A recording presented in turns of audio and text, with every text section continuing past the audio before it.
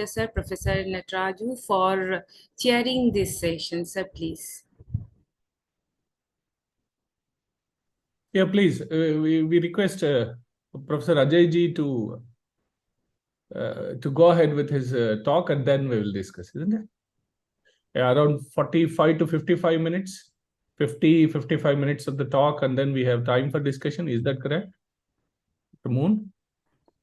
Yes, sir. Yes, sir. Yeah, we have. All right. So shall I begin then? Please, please. All right. So first of all, let me certainly begin with a note of thanks to Dr. Munmun Chakravarti for introducing me, and sort of my heartfelt thanks to Professor Nataraju, who's now my colleague. Very happy to be we are very happy to have him with us at JNU now as our colleague. So thanks for being the chair for this session. Now, let me begin with the talk for today. Today I wish to discuss basically Nyaya definition of perception and the different components of it. And I would want to I would try to theorize that definition from the perspective of philosophy of mind and consciousness, and I would try to, so to speak, explicate some of the issues from the Nyaya definition, which which kind of some of the issues which play out between the overall this perspective towards mind and consciousness generally, and and also more specifically how would it bear out on certain kind of debates, with special regard to the idea of mental states as such. So, first of all, what do we understand by mental states? I'll speak very briefly on that, and then again I'll speak in slightly more detail later on. But just to set the debate, set the tone for the ensuing discussion. What I'm very generally, broadly speaking, because I'm also supposing that there are some participants here who are not not kind of necessarily trained as such in philosophy of mind. So basically, the idea of mental state is that when we talk, say, for example, of any kind of sensations, feelings, and so on, or for that matter, a cognitive episode. So whenever you make knowledge claims, it's an epistemic claim as well, and in that sense, we are it's a knowledge episode, if you want to put it like that. And knowledge episodes, are also necessarily cognitive episodes, and cognitive episodes, by definition, pertain to episodes, so to speak, in mind. And the point here would be, in that case, that any knowledge claim could ultimately be viewed as, if not reduced to, some kind of mental episode, some kind of a cognitive episode inside of our mind.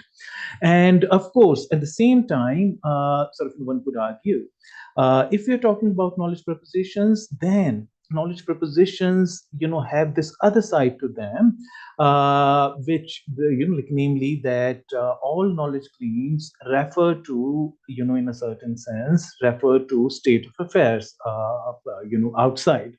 So they refer to something outside of themselves. So, so knowledge claims, or knowledge as such, for that matter, has this interesting kind of status.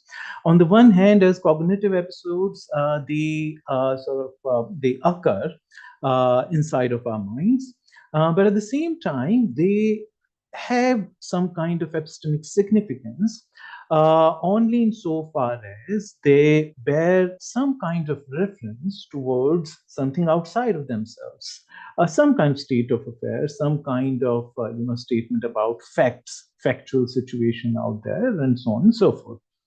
So, and this is how we would very broadly think of knowledge as a mental state. I'll return to this debate, in more detail in some kind of in a later part of my presentation for today. Now, that said, let's look at straight away. Let's look at the Nyaya definition of perception. They have a very interesting kind of a definition, which is very commonsensical, very crisp. It is sort of so to speak, just one sentence long. But when you start to unpack it, there is so much that emerges by the way of metaphysics, by the way of their metaphysics, by the way of the basic tenets of their philosophy and so on. So it is despite being very crisp and small, it is it's full of it comes along with a certain kind of richness which needs to be unpacked, and this is what I'll try and do. So what is their definition? Their definition, as many of you would know, is Indriyartha Sannikarshoutpannam Jnanam Avyapadeshyam Avyavichari Vyavsyatmakam Pratyaksham. So let's look at now. So first of all, something that strikes, that should strike a sort of scholar of classical Indian philosophy about this definition is that it is, on the one hand, very commonsensical and easy to understand. And at the same time, sort of is full of certain kind of epistemic metaphysical richness. So the very first sort of word is Indriyartha Sannikarshoutpannam, meaning that perception is something that arises out of a concourse between indriyas, meaning sense organs, and artha, indriyartha, indriyas, sense organs, and artha, the object as such. Now, this is very commonsensical, but what makes this definition little bit complex is their idea of what they call indriyas and what according to them is artha. The moment we start to unpack these these notions, there is a lot that sort of emerges about Nyaya philosophy and such.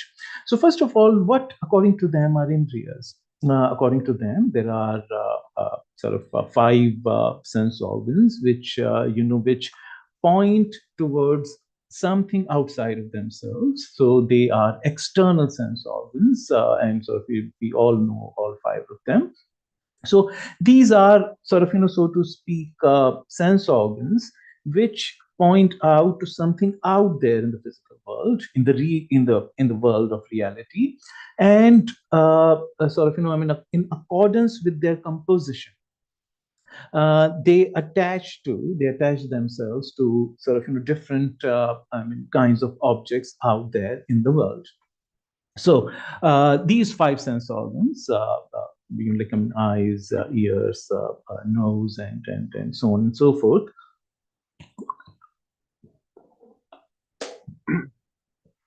These are five external sense organs. Generally, certainly from common sense point of view, we would stop at that, and majority of us would want to believe, well, this is all there is to sense organs. But very interestingly, Naiyayikas don't stop at that.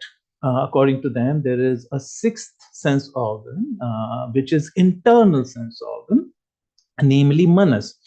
Now, as many of you would remember, Professor Nataraju had pointed out in his in his presentation on the opening day that there are several terms which don't lend themselves so easily to translation, and I believe manas is also in a certain way one of them. It's been it's been variously translated as mind and so on and so forth. But I'm not really sure whether like it sort of it could be translated as mind. It has a very sort of it's something very distinct. So manas, among other translations, has also been translated as internal sense organ, which I believe may not be sort of so literal, but it captures the idea. What is manas according to them? Manas is, according to them, a sixth sense organ which resides within the psychophysical apparatus that we are. So when we talk about subject, as subject, we are, we are psychosomatic, in nature.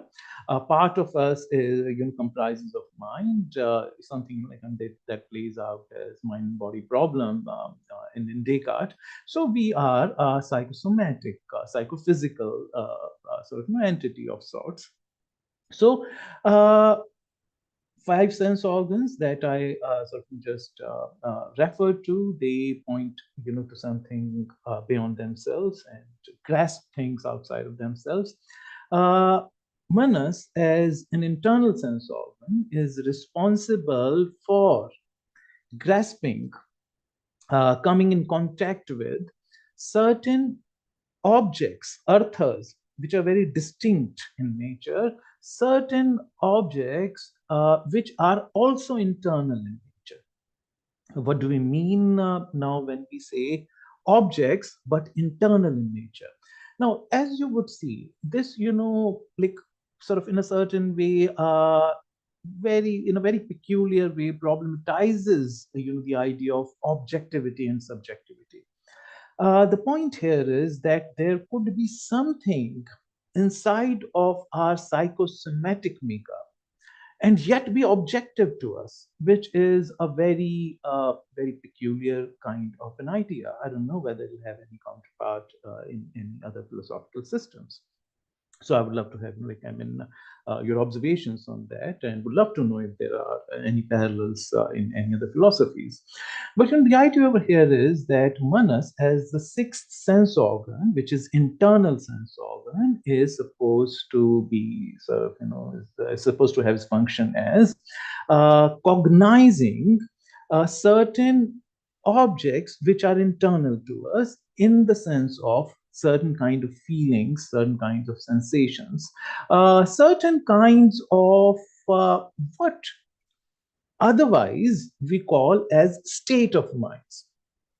Say, for example, happiness, pain, pleasure, and so on and so forth. Now, commonsensically, sort of in our day-to-day conversations, we'll talk about pain, pleasure, happiness, so on, as mental states themselves. Now, something very interesting about Nyaya philosophy is that they don't quite do that. According to them, these are the certain kind of objects that are internal to us, that arise within our psychosomatic makeup, and have a special sense organ responsible for their perception. Now, this is something very important to which we'll return later on. But the idea over here is that sort of the very idea of mental state becomes complex and layered in a certain sense in Nyaya philosophy. Just give me a moment.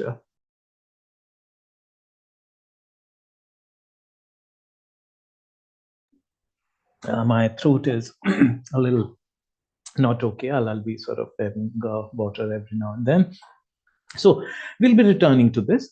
So basically, now for the time being, what we need to understand is that their idea of artha is a little bit sort of complex, in the sense that arthas could be outside of us, objects of knowledge could be outside of us. And they could also be inside of us in a certain sense, commonsensically speaking. Also, there could be sense organs which grasp things, and like when we form knowledge propositions, and they refer to things outside of ourselves. And there could also be knowledge propositions where the object could be inside of ourselves, and the sense organ, and it'll require very some kind of a special sense organ which goes beyond itself but within ourselves, and the object of knowledge there is within the frame of our psychosomatic makeup. For the time being, this should suffice. For the time being, this should suffice as far as discussion regarding the nature of indriyas and the nature of artha is concerned. Maybe something more I could add here. Also, when it comes to the San-Nikarsha part, which is not so important for us for the time being, but a small kind of brief note on this. Even the idea of San-Nikarsha is very complex for the Nyaya philosophers. For them, the world of our, the real world outside of ourselves, the physical world, also, let me sort of a small kind of, so to speak, a note here, a kind of a footnote here. For Naiyayikas, real may not be necessarily physical. Right, so there is a difference between something being real and something being physical. But for the time being, I would be kind of I'm using these terms interchangeably, and wherever I'm not, I'll point this out. So for Naiyayikas, when we talk about the world, world comprises of objects which have a certain kind of nature of their own, and they not only have some kind of a whatness about themselves, some kind of suchness about themselves, they also have some kind of interrelationships with each other, like sanyoga. So two objects could be placed adjacent to each other, and sanyoga is a kind of relation where if the two objects are conjoined, they're supposed to they're supposed to have a relationship of conjunction or sanyoga between them. But this relation is contingent, in the sense, if you remove those two objects, the nature of each of the relata does not change, right? Whereas there are certain other kind of relation, say for example the samavaya, which is a little which is very different, but a counterpart of Pratak Siddhi, something that Professor Nataraju talked about in his inaugural lecture. It is a relation of inseparability, where just like this relation also inheres in whole and part, such that if one of the relata is removed from the other, the nature of both the objects changes. There are those kind of relations. World is viewed as comprising of certain objects which are real in themselves. Also, they have relation, with each other. They have some kind of a structure to themselves. So world, as we see it, when we see it, comprises of things which have whatness about themselves, some kind of verticality about themselves. They are verticals of sorts in that sense. And they also have, this kind of a structure spread out, where, these objects could be defined in terms of certain coordinates of relation with each other, and so on and so forth. So world comes along with a structure. Now, why is it important from the point of view of the definition of perception that we are dealing with? Because when we perceive something, we not only perceive objects, we perceive also in a perceptual act that entire episode in its horizontal aspect as well. We also grasp the relation, the entire structure embedded in a particular so to speak, state of affairs, which a particular knowledge claim may refer to. Right, and in accordance with these relations, like two of which I talked about, there are different kind of sannikarsha, different kind of sense object concourses that are so to speak that are so to speak postulated by the Naiyayikas. So as I said earlier, the Nyaya definition on the one hand is very commonsensical, but at the same time, when we unravel it in the background of the metaphysics that Naiyayikas propound, a certain different kind of richness comes to the fore. So this is what I'm trying to unpack. And then the later part states, so it's a piece of knowledge, andriyarth sannikarshottapannam, something that arises out of sense object contact. It is a jnana. It's a jnana, a knowledge episode arising out of indriyartha sannikarsha, concourse between indriyas and artha.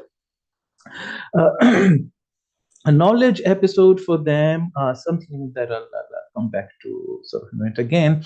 Knowledge for them always refers to something beyond itself. Knowledge is not a kind of mental episode which is, so to speak, complete in itself. It always refers to something beyond itself. And this is, and if they don't believe so, let me put it, conversely, if this were not so, then Naiyayikas should not be and would not be calling themselves as a school of realism. We know that Nyaya philosophy is a realist as well as pluralist. So for them, each object comes along with its own unique nature, Vishesha. It also comes along with the generic nature, Samanya.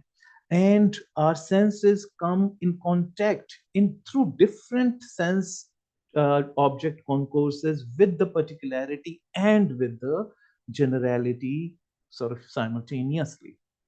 Right? So a knowledge episode refers to all these peculiarities about a knowledge episode together. Right. So the main point for us at the moment to understand here is that in Nyaya definition, Jnana is something that refers to something beyond itself. It's not something self-complete. We'll get a better understanding of it when I shift the focus towards the Buddhist idea, who holds something contrary to the Naiyayikas. Now, the next caveat that we find in Nyaya definition is that perceptual knowledge is avyapadeshyam, meaning to say it is non-verbal in nature. Now, this is one of the most controversial part of Nyaya definition, and different commentators have sort of interpreted have commented upon this word in different ways, but for our present purposes, let's briefly try and understand it. The idea over here is that among others, as I said, depending on which particular commentator we are talking about, the interpretation of this word would differ, but by and large, one could say that this word, among other things, also exists to differentiate between perceptual knowledge and verbal knowledge as such. So perceptual knowledge is always, since it ultimately is formulated in in the form of a knowledge claim, right? So it has to, and all knowledge claims have to be verbal in nature. Now there's a possibility that perceptual knowledge, and since it is always in the form of knowledge claim, always verbal in nature, there is a possibility of confusing perceptual knowledge statements, especially since knowledge, like, I mean, sort of, if you have to put it across, always has to be in the form of statements, then there must be some element of differentiation between verbal knowledge and perceptual knowledge. That's one. This kind of aspect of this word plays out more in the Navya Nyaya tradition. In the Prachin Nyaya tradition, this word exists also to point towards the fact that perceptual knowledge is contenttually, it comes along with a certain kind of content, right? So there is this qualitative aspect of perceptual knowledge, so to speak, which differentiates it from other kinds of knowledge. Now, like, sort of, somebody amongst you well versed in classical Indian philosophy might argue that well, they believe in praman samplava, which basically means that the, like, irrespective of which means of knowledge that you're employing, the epistemic value and the epistemic nature of a knowledge episode remains the same. So if I say it's qualitatively different, am I not sort of stating something contrary to one of the fundamental tenets of Nyaya? The idea that I'm presenting here is that it is contextually different in the sense that it involves sense data necessarily, and this is what this word refers to in a certain sense indirectly, and there is emphasis on this part in the Prachin Nyaya tradition, as opposed to some of the Navya Nyaya sort of texts later on. So here the idea is that there is, this stage to a perceptual knowledge episode, which is called nirvikalpika perception, where the knowledge episode has, is like is has a particular kind of content, but this content is not yet defined. It is in need of being determinated in a particular way. Then, could we call it knowledge per se? Of course, we can't, because a knowledge statement, in order to have any epistemic significance, will have to have certain determinate nature. It has to be of the nature of some kind of a knowledge claim. And if like Avyapadesham, since it's non-verbal, it's indeterminate, it would not have any structure to itself, right? So we cannot form a knowledge claim at this stage. Again, doesn't it go in some way contrary to the Nyaya metaphysics? Well, sort of no, because Nyayikas argue that the object, when cognized, comes along with its generic nature. The samanya resides in the object and it is presented to us. But Avyapadeshyam stage is purely qualitative state, insofar as we haven't, so to speak, for the sake of understanding, let me use this word, we haven't, so to speak, recalled the name for it inside of our minds. So we haven't sort of, from within the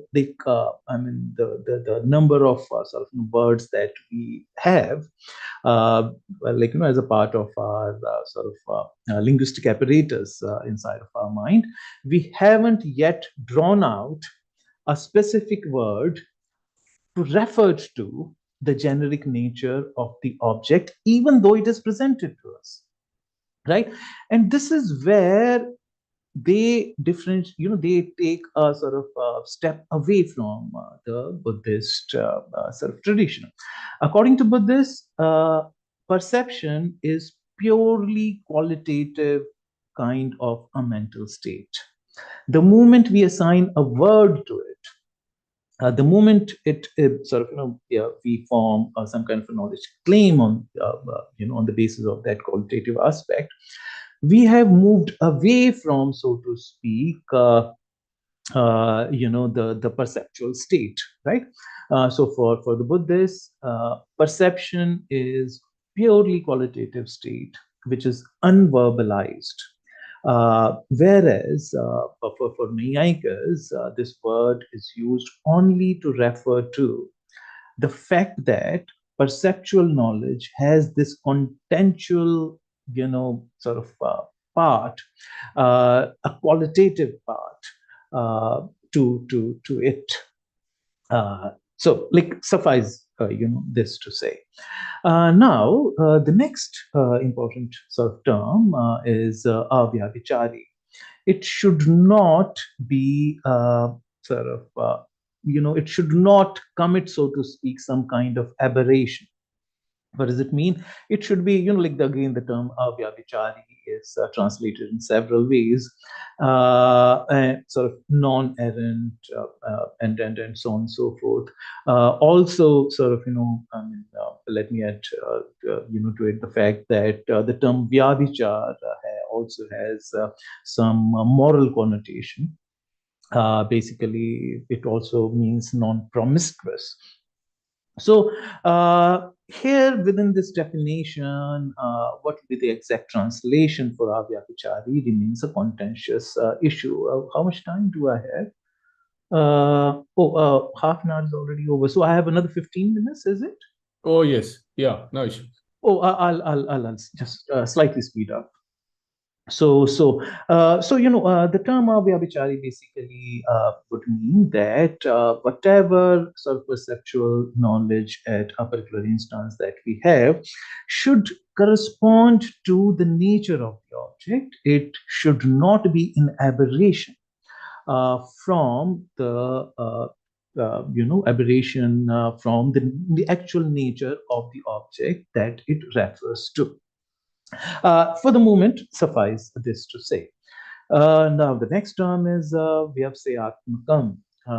It should be of such nature that we should be able to communicate. There should be vyavasaya, meaning we should be able to convey, a knowledge claim, to the other. So it should be of the nature of being communicable. We must be able to verbalize it. It should be of the nature of verbal. It should be, from the epistemic point of view, it should be of the determinate nature, and therefore, it refers to, from the point of view of textbook reading, general kind of a survey reading. Vyasvatmakam would refer to savikalpaka perception, determinate perception. So, in order for perception to become perceptual knowledge, right?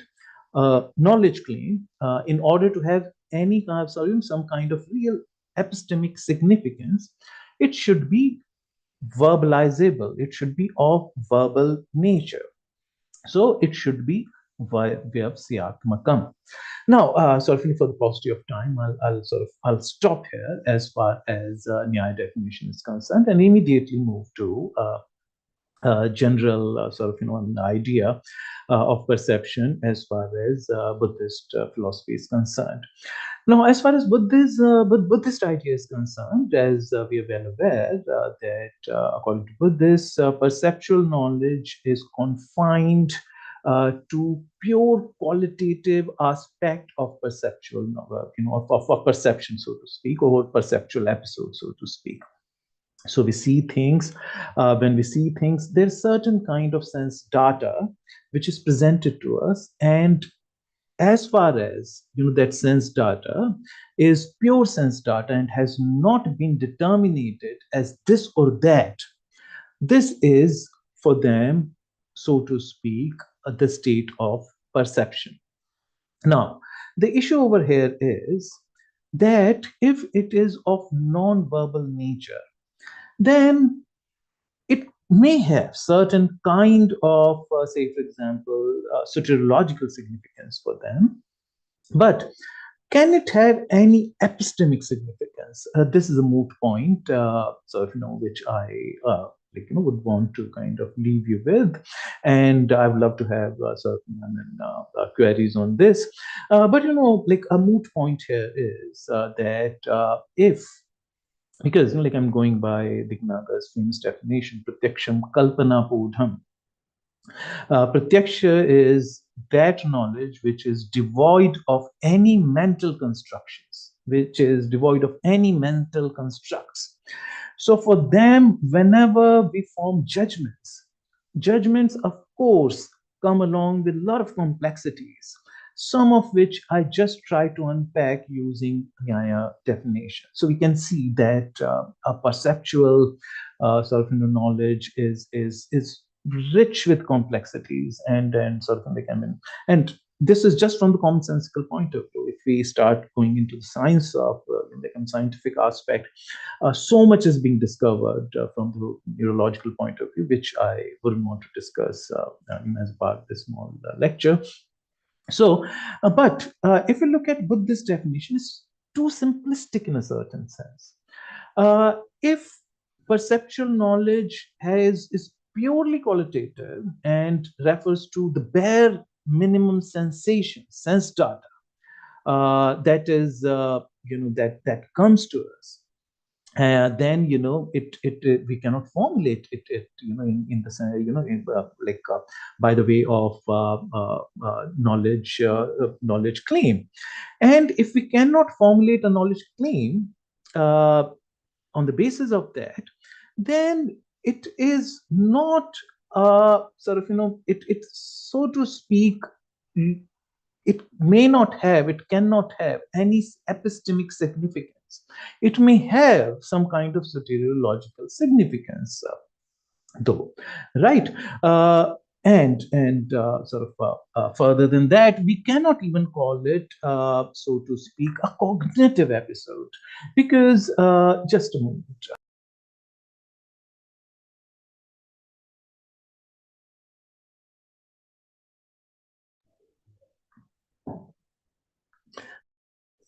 It is we wouldn't even have much reason to call it even a cognitive episode, because even to call it a cognitive episode, we'll have to have some kind of individuation, some basis of individuation, as far as the bare sensations that are coming to us, we have to individuate those those sensations. Say, for example, this brown is brown of a table that I see, this white is white of the wall against which this table stands out before me, right? So we have to individuate the objects from the bare sensations that are presented to us. And if we are not doing it, we can't call perception a cognitive episode per se. If we can't call it cognitive episode, we cannot attribute much of an epistemic significance to such kind of quote unquote perceptual episode. So there are all these kinds of issues regarding Buddhist definition, and of course, because to overcome such kind of difficulties, Dharmakirti, Dharmotar later on add more and more caveats to their definition, like abhrantam and so on and so forth, which are really important from our point of view as well. But looking at the paucity of time, I wouldn't go into that trajectory. Now, that said, let me now come to the main point of debate between these two schools as it occurs in Nyaya Manjari. In Nyaya Manjari, actually, one of the debates that we come across, very interesting debate, is that Nyayikas believe that certain kind of bare sensations, say for example, pain, pleasure, and so on and so forth, which have only purely qualitative aspect to them. We cannot attribute, so to speak, any kind of sort of, like a reference point, so to speak, beyond the mental state to the episodes of pain and pleasure. I hope it's making sense. Right? So, these are mental states which don't seem to be referring beyond anything beyond themselves. Like sort of, knowledge judgments, say, for example, for Nyayikas, point out to something outside of themselves. Whereas pain, pleasure, these are feelings which don't seem to refer to anything beyond themselves. They are part of our mind, so to speak. They are mental states in themselves. Not so whereas for the Nyayikas. For Nyayikas, these sensations are accorded by the Nyayikas the status of objects of perception. These are objects, have a reality of their own, right? These are not mental episodes. These are objects which lend themselves to the manas, to a special sense organ, for their perception. So there are these objects, so to speak, sort of in the form of certain sensations which arise in ourselves, and they attract, so to speak, the attention in a certain, quote unquote, I'm using these words outside of the Nyaya frameworks for the sake of understanding. So I'm being a little non-technical here. So they lend themselves to the internal sense organs and thus get cognized. Now, this obviously looks very counterintuitive as we can see it. Sensations like pain and pleasure are, like some things that are felt. They are feelings themselves. They are not something that is felt. These are feelings themselves. So the issue over here is this idea presented by Nyayikas, in a certain sense, seems to be counterintuitive, in the sense that pain and pleasure cannot be objects of perception. They are perceptual states. These are mental states per se. These are not something that our mental states refers to, like knowledge claims. Knowledge claims, so far as these are knowledge claims and cognitive episodes, are also of the nature of mental states. But these mental states point to something beyond themselves, like real tables out there in the world. A similar kind of framework, epistemic framework, is provided to the sensations like pain and pleasure by the Nyayikas, which kind of makes it counterintuitive. And part of the reason is they are thoroughgoing realists, and they carry out this sort of adherence to realism, even with reference to such kind of sort of mental episodes like pain and pleasure and so on and so forth. Now, an important question that arises here is, if pain and pleasure are objects of perception and not perceptual, contents themselves, not perceptual states themselves, then, and if they are real in that sense, then, the definition of realism is that objects can have a reality of their own independently of anybody cognizing them, right? This is how we generally define the idea behind realism. If pain and pleasure are objects of perception, then we should be able to meaningfully say that pain and pleasure could exist without our being aware of them without our being sort of perceiving them. This again adds to the complexity because it again is very counterintuitive. This is not how we think, because we don't want to believe that somebody could be in pain and not know it. Somebody could be like, it'll look very funny if I were to say somebody that if I were to tell somebody that, see, you are actually sort of, you're happy, but you don't actually know it. Because when you're happy, you know it. You cannot not know it. Now, so in order to sort of support their thoroughgoing realism, which goes as far as this, Nyayikas are in need of certain kind of examples, because their way of argumentation is pratigya hetu dharan. They'll have to produce some examples which prove something to the contrary, which where sort of we have pain and pleasure without being aware of them. So their argument is that, see, this happens all the time. Say, for example, you may be fighting a duel with somebody and you may be slightly injured, and as a matter of fact, you would be feeling pain during such occurrences. But you wouldn't be aware of it until, say, for example, the bout is over, the match is over.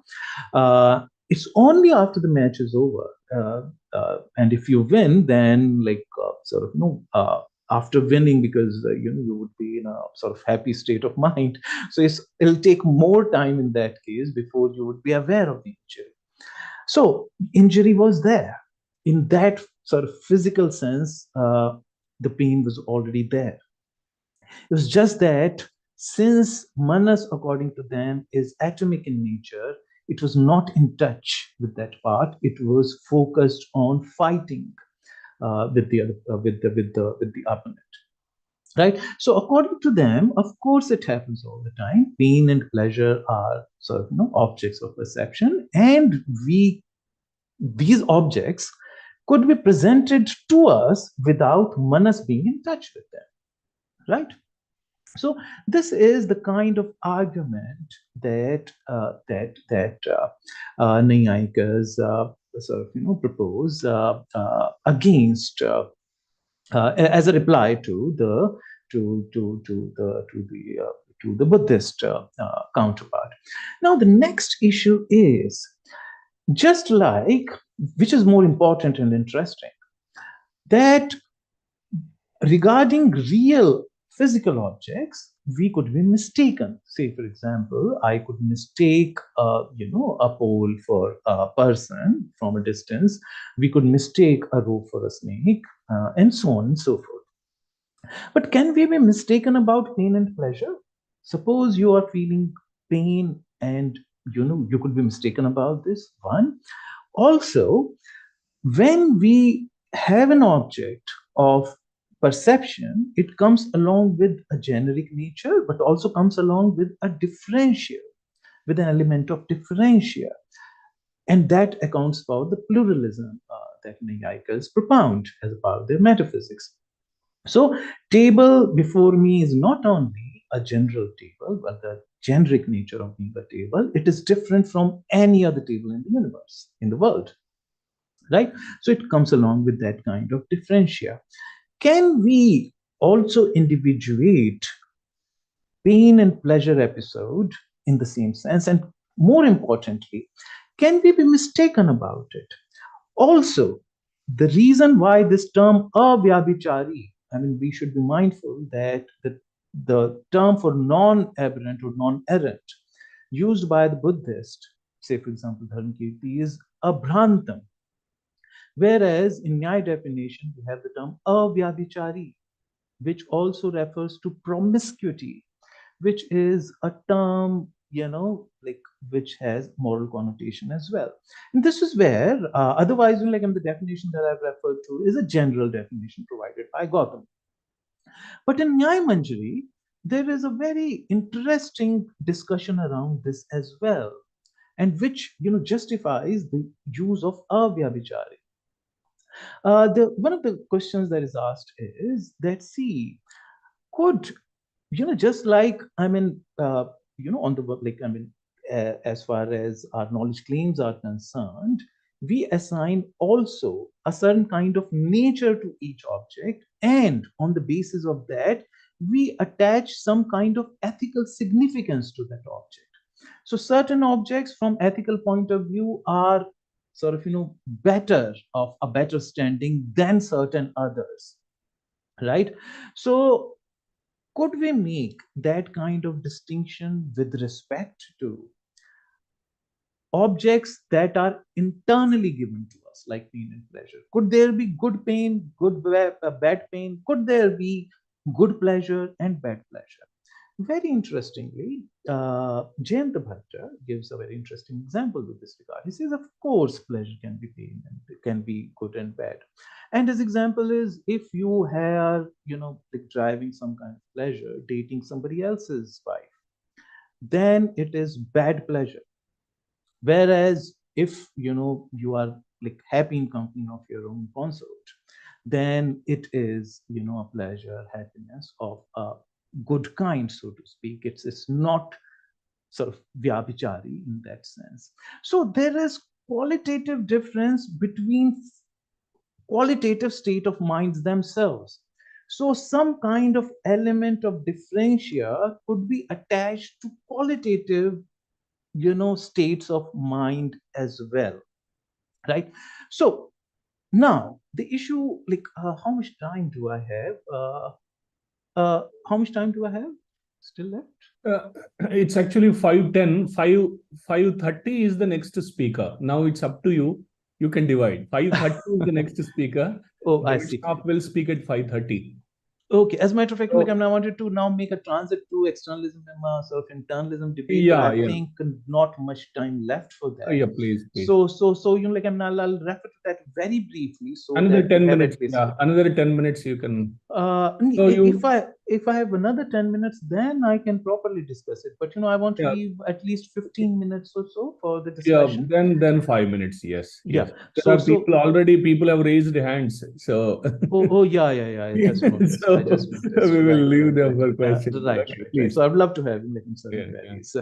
So yeah. So like a next step that I want to kind of discuss here is that when we sort of like moving now to a different area, which is philosophy of mind, as and with the discussions therein, which are more contemporary in nature.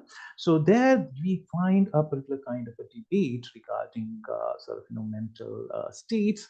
There is this idea which is generally called as semantic externalism, propounded by Butner. So there, the idea is that, see, sort of language always refers to something beyond it. I mean, like I said, it's a highly complex kind of an idea. So I'm doing a lot of injustice to it when I'm dealing with it very briefly in 5 minutes, but just for the sake of understanding. The idea over here is that, and also sort of remind it is basically in response to certain kind of arguments offered, which are more skeptical in nature, offered by Jonathan Dempsey, among others, something that we know as a bring in the wet argument. So what if we were just bringing the wet? So it is in response to such kind of arguments where Hilary Putnam points out that the very fact that we understand the idea of what it is, what it means, for something to be a brain in the wet, is because we know these things as part of our real interaction with these entities, some way or the other. Sort of like, I wouldn't want to discuss Russell in this regard, because a hint of it you already find in problems of philosophy in Russell. So basically, the idea here is that we sort of knowledge episodes always refer to something beyond themselves, whereas internalism is an idea according to which meant knowledge claims basically are cognitive claims, and as cognitive claims, they are mental episodes. And as mental episodes, they are of purely qualitative nature, nothing more to them than that. And being purely qualitative nature, when we talk about them, we only need to refer to something of an episode occurring inside of our mind. We don't need to take anything else into account, which basically sort of reinforces the idea that Jonathan Dempsey puts forward. So if we believe in internalism, then Jonathan Dempsey thought experiments like that would make a lot of sense to us. Whereas if we believe in externalism, then Naiyayikas sort of seem to make good sense to us. So like overall, the idea over here is that Buddhists, if I were to place this debate within sort of theories of mental states, then Buddhists seem to fall within the sort of within the sphere of internalism, seemingly at least, and sort of it may be a contentious issue, and this is why I would love to have sort of your observations, and it might seem that Naiyayikas would look like thoroughgoing externalists. Now, there was something even more important, because like my presentation here is a part of a paper that I recently finished writing. As a matter of fact, first I was thinking of reading out the paper here, but I've generally observed that when you're making presentation, then sort of if you're not reading, you are able to better elicit attention from the listeners rather than reading a paper. So therefore I chose not to read the paper, and there the main conclusion that I draw from this debate is that if Buddhists are assigned internalist position, and I believe we have good reasons to ascribe to them internalist position, then internalist position would be in violation of certain other beliefs that they have. Now, if I start going into that, it'll take me another sort of 10, 15 minutes. So I'll leave it for you to anticipate what am I referring to when I say that. So that said, we still have 14 minutes for sort of some kind of a Q&A session. So I would love to have questions and queries from you. Thank you, Dr. Ajay. Thank you. I mean, very elaborate discussion, and it touches so many areas. And then, on the sutra itself, there are a lot of discussions, Vyapadesham, Avyabhichari, Vyavasayatmakam. Right. Dr. Junasmita has joined. Dr. Munmoon, Junasmita is listening to this? No. I saw her once. Okay. Because she worked on Avyapadesham. Her PhD was on Avyapadesham. Oh, I see. Okay. Yeah. I wish you were there. PhD was on Avyapadesham. Oh, and wow. Anyway, Dr. Shailendraji, please go ahead. You've been waiting, yes, please. Very nice presentation over the topic. Congratulate Professor Verma. My question is very simple to you, sir. First question is that what is belief according to Nayayika and according to Buddhists? What is second belief? One is that, what is belief? So, sorry, could you repeat that? I couldn't. What is belief? Belief. Okay, fine. Perfect. Yeah. Go ahead, please. You could give me both your questions together? And second question is related to your Mithyatva explanation you told about the Nayayika. That what is the difference between the knowledge of Mithyatva and the Anubhuti of Mithya. Could you exact sense? Right, right. So you know, like, I mean, I think you like, I mean, these both queries are actually very, very important from the, because like, as a matter of fact, Dr. Shailendra is taking the discussion like a little sort of, I mean, in a kind of a run-up stage. These are the discussions, regarding the very notion of Brahma itself. All other discussions, would come later on. So, because belief is also a purely qualitative state, and it is in a certain way. If you allow me to put it like this, and of course, when I put it like this, it's contentious in nature. It is a certain kind of, a state, a psychological state. Just like in logic as well, we differentiate something being, say for example, when we say laws of thought, no, it's a problematic idea. Law of contradiction is generally referred to as law of thought, but logic does not study laws of thought, right? That would basically mean that we have tendency to think like that. When we say laws of thought, what it would amount to saying is that we have tendency to think like that. Whereas whether it be logic as we know it in the West, or for that matter logic as it arises in the classical Indian tradition, this is not what we mean by sort of, this is not what we want to discover.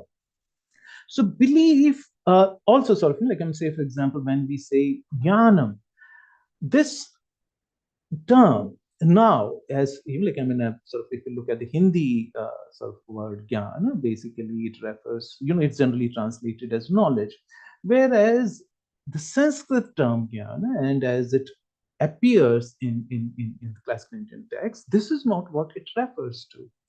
Jnana there would have referred to a bare cognitive episode where we haven't presented it as a knowledge claim. So this is how, sort of a belief would be defined. So like jnanam here is generally translated, in the definition of nyaya, like nyaya definition of perception, sannikarshoutpannam jnanam. It's been translated as knowledge, but it is actually not knowledge.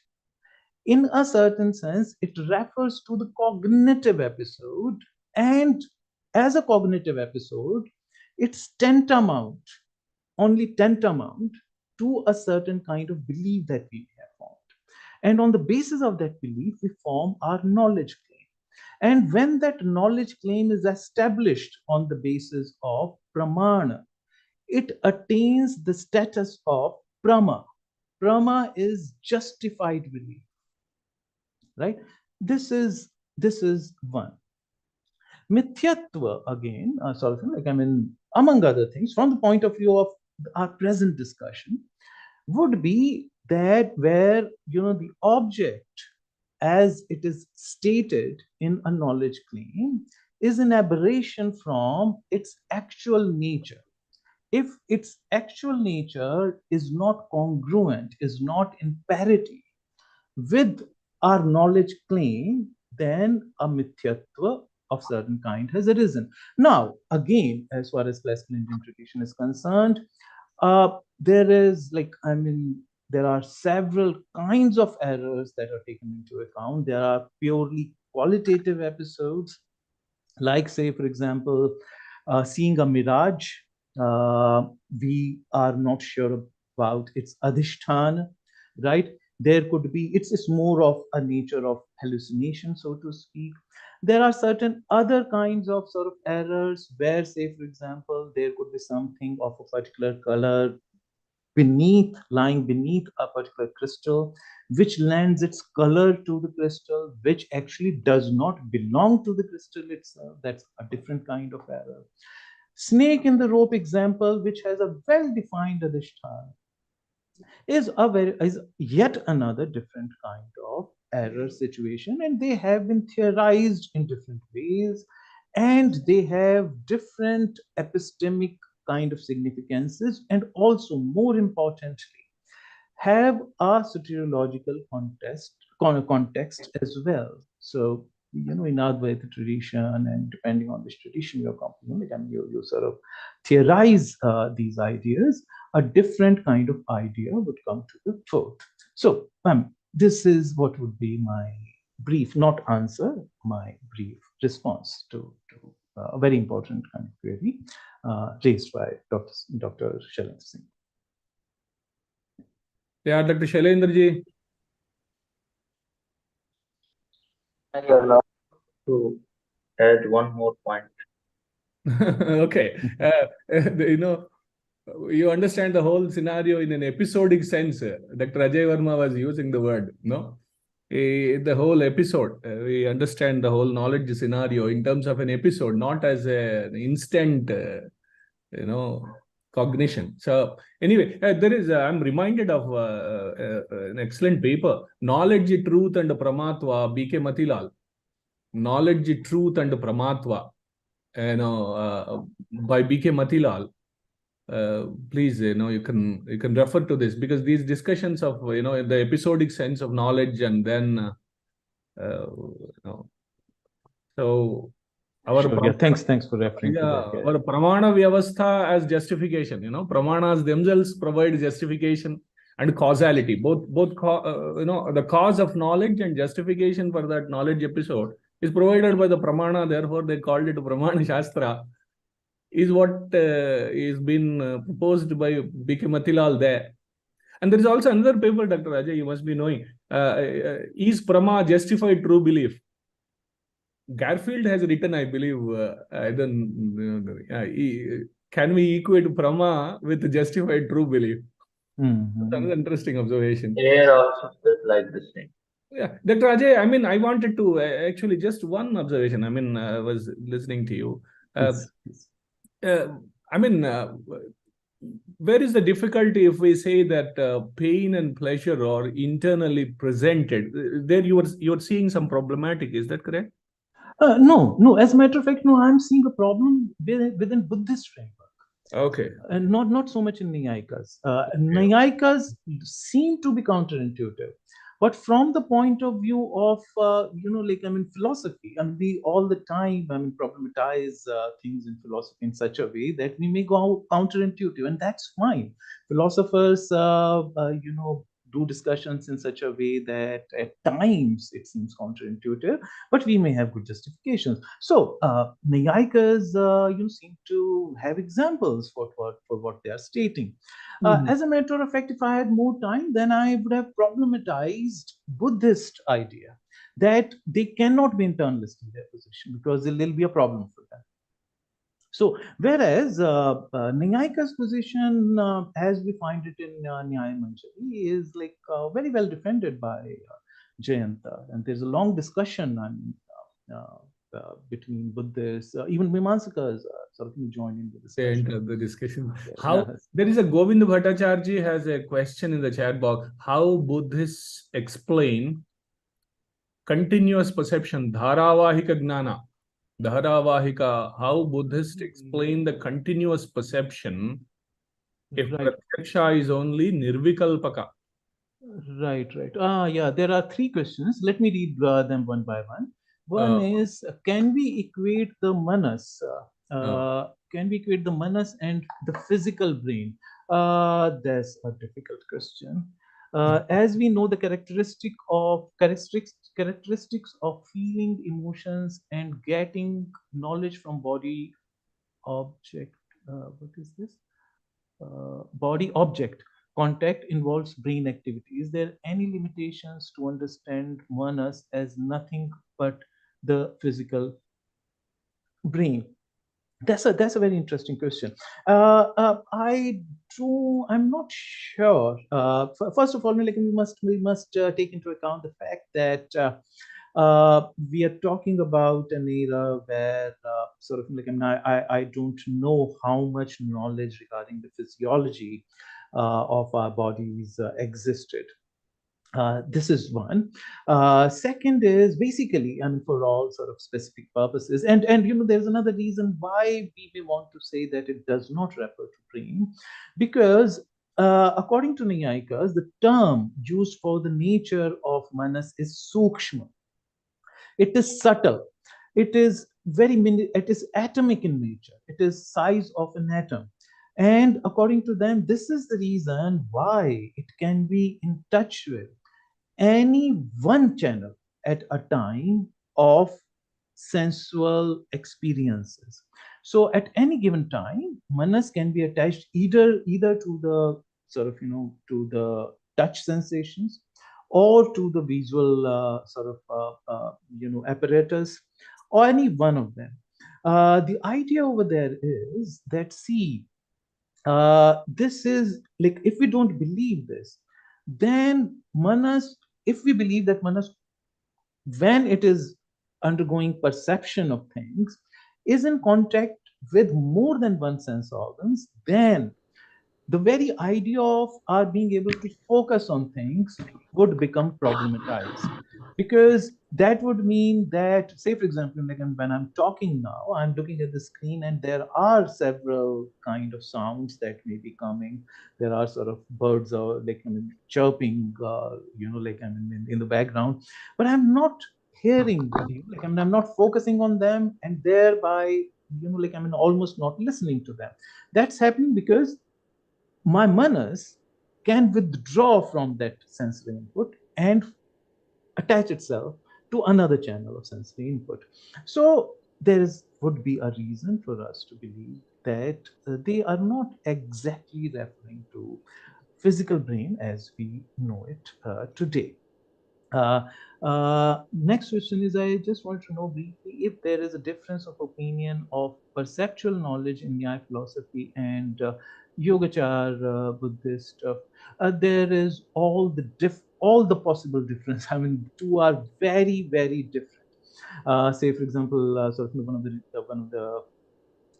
of the objections that Yogacara Buddhists will have to deal with, and they do actually. Vasubandhu is asked in one of his texts that, you know, if the objects that we see, sensory, you know, like, in whatever kind of qualitative input in the name of knowledge that we have at any given moment of time, how come it is common to a good number of people? Say, for example, sort of, you know, if all of us were present in a physical mode of meeting, then, and if there were a table, all of us would refer to that object as table. It cannot happen that, you know, we have, if sensory inputs were independently, ideas were independently arising, then any idea should arise any point of time. That does not happen. And if, you know, like, there is no difference between perceptual knowledge and hallucination, then collective hallucinations are not possible. This is just one example there of a problem that Nayayikas won't have to deal with, but Yogacara Buddhists would deal with. So there is all the difference between, you know, a difference of opinion between Nyaya philosophy and Yogacara Buddhists on this. How would this explain the continuous perception, Dharavahik Pratyaksha, if Pratyaksha is only Nirvikalpaka? You know, like, I mean, they believe in something called, sort of, like, I mean, Praman Vyavastha. Sorry, Praman Samplav is something that, you know, like, I mean, Nayayikas believe in. So for Buddhists, there is a qualitative difference between perceptual knowledge and inferential knowledge, something that Nayayikas would not, you know, accept. Nayayikas believe in something called, I think I earlier referred to it, you know, as Praman Vyavastha. No. So for the Buddhists, inferential knowledge arises when we attach two verticals as horizontal. So there is what they call santana. There is, you know, like, I mean, where each mental episode is atomic in nature for them. It only has a vertical existence, no horizontal connection. When we, through our mental constructs, arrange them in a horizontal fashion, then a knowledge judgment arises, and therefore that enters into the realm of inferential knowledge. So any knowledge statement, the moment it is stated, it is inferential knowledge, it is no more perceptual knowledge. So there is a little bit more to this, but this way I think I'll eat into too much of time that sort of like Professor David, I'm so sorry, I've already eaten into 4 minutes of your time. I think I should stop here. Thank you so much to all the participants for your time. Thank you once again, Professor Nataraju, Professor Moon Chakravarti, for inviting me. Thank you, Thank you Professor. so much. I look Ajay. forward to Dr. David Great presentation. Right. Thank you, Professor. It's very interesting. Professor David, good morning. For you, it's an early morning in America. Yes, nice to see you, Adi. Yes, after a long time. Yeah. Yes. Good. Welcome, sir. Welcome. This is Moon Moon. Welcome to the third day of our ITS workshop. Thank you for accepting our invitation. And I also thank our previous speaker, Dr. Ajay Verma, sir, for this very, very interesting, elaborate discussion on perception, consciousness from both Naya and Buddhist perspective. Thank you, sir. Yeah, Dr. Moon, you can introduce Professor David. Yeah. Yes, sir. Thank you, sir. So let me take this honor to introduce the speaker. Dr. David Scharf is a professor and chair of the physics department at Maharishi International University with a PhD from Johns Hopkins University, known for his interdisciplinary approach. He has previously held faculty roles at University of Rochester, Northeastern University, and Wentworth Institute of Technology.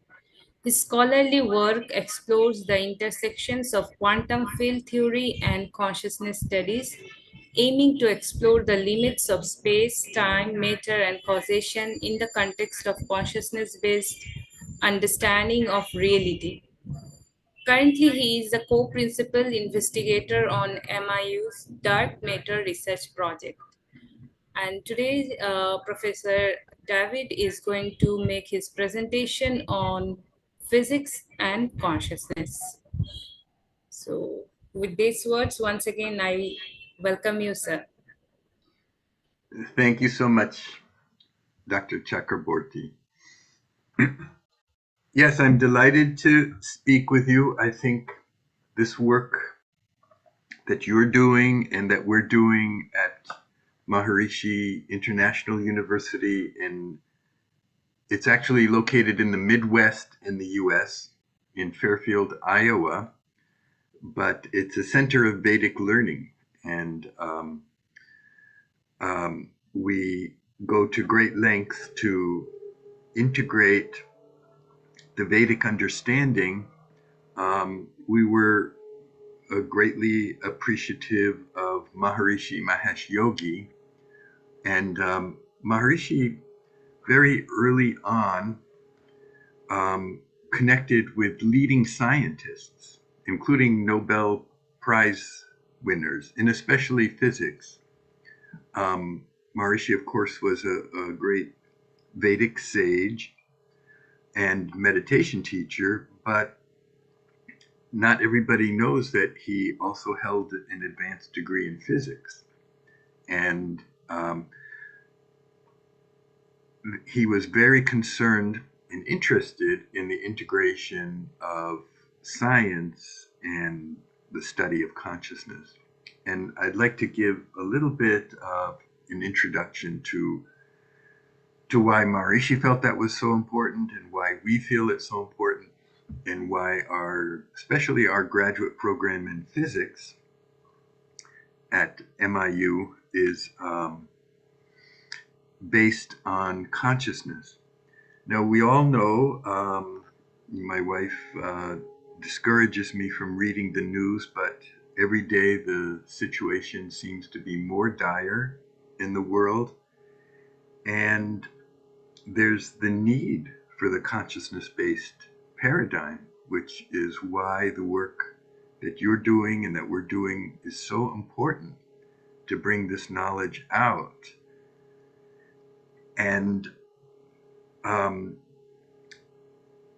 the Transcendental Meditation Organization is actually organizing a course, a large group, including Vedic pundits and many advanced meditators will be congregating in Hyderabad on in late December.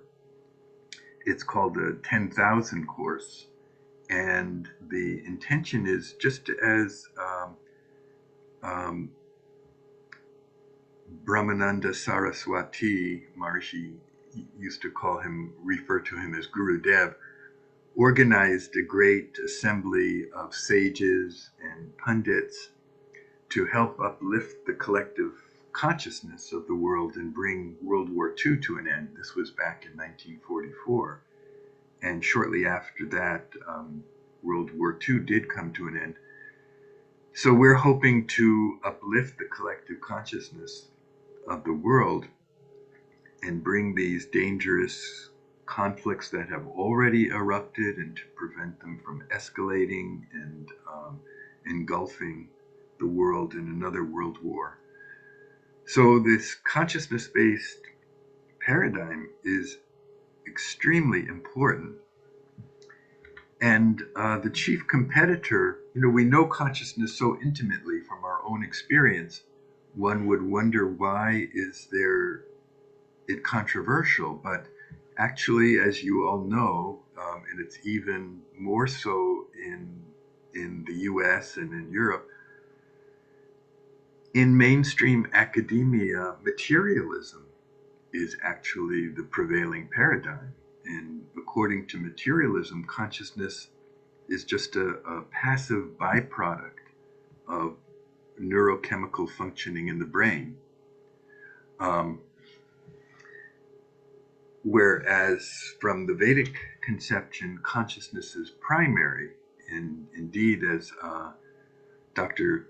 Tony Nader, who is the leader of the Worldwide Transcendental Meditation Organization, he is tirelessly explaining that consciousness is in fact all there is.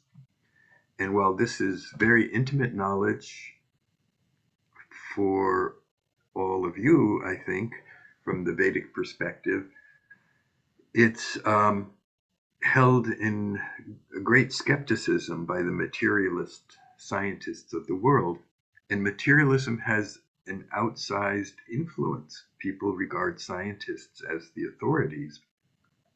So I think in order to gain mainstream recognition, the consciousness-based understanding of reality has to be presented in terms of science.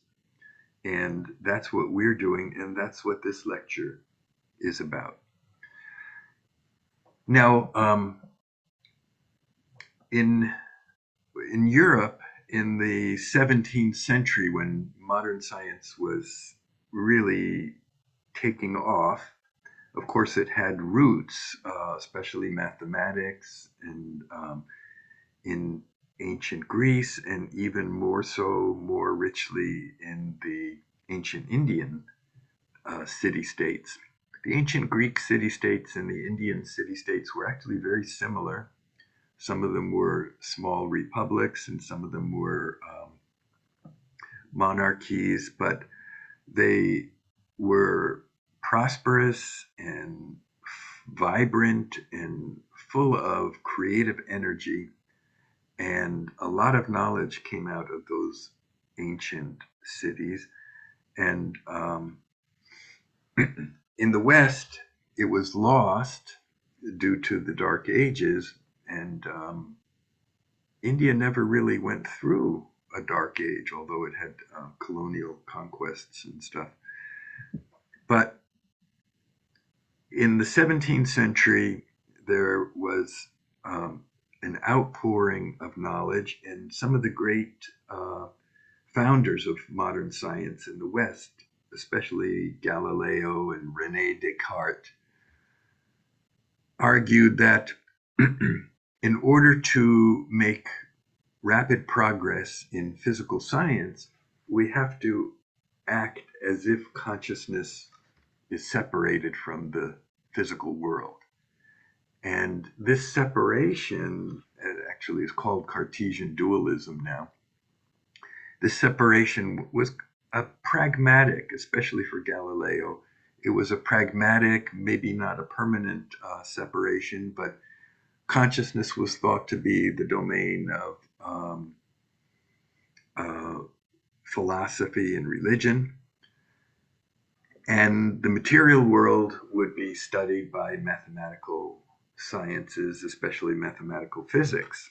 And that rough kind of dichotomy came to be calcified, encrusted into a hard paradigm, which has now come to be called materialism or physicalism.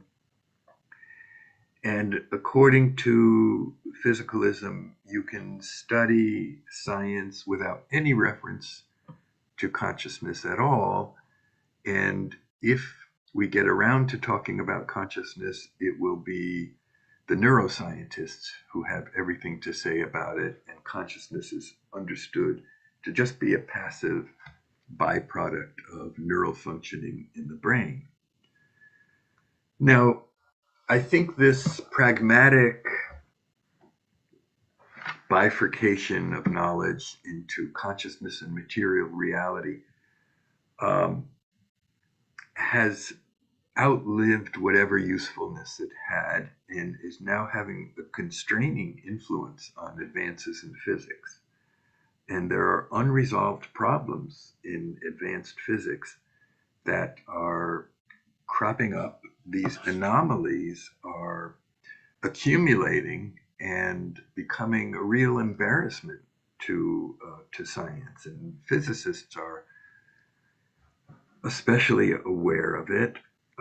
One of the big ones has to do with the unsuccessful attempt to unify the leading advanced physics theories in general relativity, which was due to Albert Einstein, explains gravity and in terms of the curvature of space.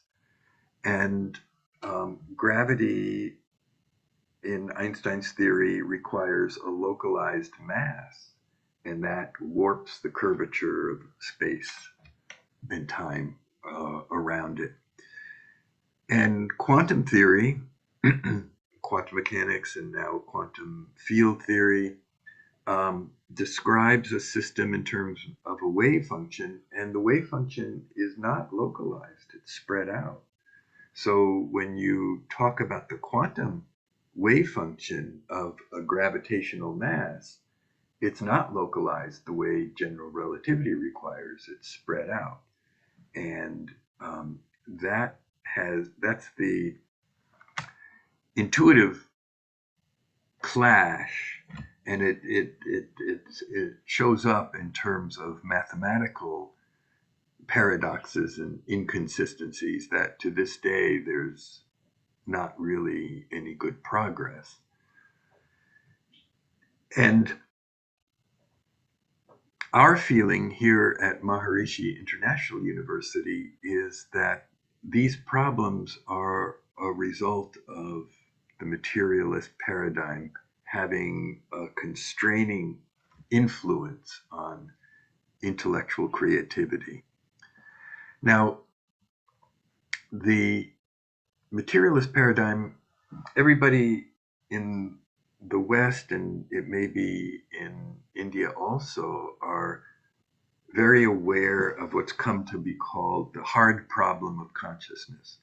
And the hard problem, simply stated, as I'm sure you all know, is that even if someday, and neuroscience is nowhere near this, but even if someday neuroscience could chart every neuron in the brain and the electrochemical interactions between the neurons, it still won't have explained why we have subjective experience at all. And that has come to be called the hard problem of consciousness. David Chalmers is the philosopher who coined that phrase, but that explanatory gap between neurons firing in the brain and the fact that we all have subjective experience has been known for forever, really, for as long as great thinkers have been thinking about the problem. Now, I think that that hard problem is not even the most difficult and challenging problem for materialism. Many of the great sages, and I came across this argument when I was an undergraduate student many years ago in Immanuel Kant, actually in a footnote to Kant. And I'm calling this the harder problem of consciousness because it's even more difficult for the materialist than the hard problem. And the argument goes like this. Let's suppose, for the sake of argument, that the materialist is right and that our consciousness and our cognition are just passive byproducts of neural processes in the brain. Passive byproducts means that they're produced by the brain, but they don't do anything. They're not efficacious. Our thoughts, our cognition is not efficacious. It's just a passive byproduct. Well, if that's true, then the significance of cognition, the logical coherence of cognition, the ability to refer accurately to the world, all these would depend on physical constraints, physical laws. But those laws are under no obligation to make our cognition true, to make it correspond to reality, to have any validity whatsoever. Kant, of course, was before Darwin, but nowadays the materialists, for materialism, Darwin is one of the big heroes. And according to Darwinian natural selection, all of our DNA, all of our the way we have evolved as a species, the way our brain functions, the reason for the neural connections being what they are, is to promote survival of the species. So our neurons are under the constraints to get us out of the way of danger. If there's a charging tiger, then the neurons have to fire so as to stimulate the motor cortex, and the motor cortex makes the muscles contract, and we run away and get to safety, or we search for food, and all of the activities that contribute to survival of the species. But survival of the species doesn't support our cognition being true. It doesn't correspond to our thoughts correctly referring or describing or being about the real world. It doesn't support our sense, our intuitive sense that we've made a correct logical conclusion. That could be completely misleading. In fact, to borrow a concept from calculus, if our cognition is a passive byproduct of neural functioning in the brain, which has evolved due to Darwinian natural selection, then the likelihood that any of our thoughts are true is approximately equal to zero. It's vanishingly close to zero. The likelihood that anything we think is true, that anything we think is logical, actually is. Now, the materialists pride themselves as being motivated by science, by being great adherents of science. They use science as a weapon to ridicule any religious beliefs and any philosophical understanding that's not materialistic. But what does this idea that consciousness and cognition are passive byproducts of the brain do to the logic and the science that the materialist is so proud of? It totally undermines it. It makes their own arguments and their own conviction that they're reasoning in a sophisticated, valid manner. It undermines their own conclusions. So materialism is not just wrong, it's conceptually incoherent. It undermines its own foundations. This is, in my mind, an even harder problem than the hard problem of consciousness that neuroscience can't explain, the fact of subjective experience. So if materialism is wrong, that creates a dilemma, because even in the early days of modern science, when Descartes was proposing this dualism, that mind and body are completely separate, one of his very astute admirers, her name was the Princess Elizabeth of Bohemia, wrote a charming letter to Descartes, and she said, Professor Descartes, if mind and body are such different substances, how can they interact, which they obviously do? And basically Descartes responded, I have no clue. And so how do we approach this interaction between the mind and the brain? As the previous speaker was discussing, there's manas, there's the mind, there's intellect, there's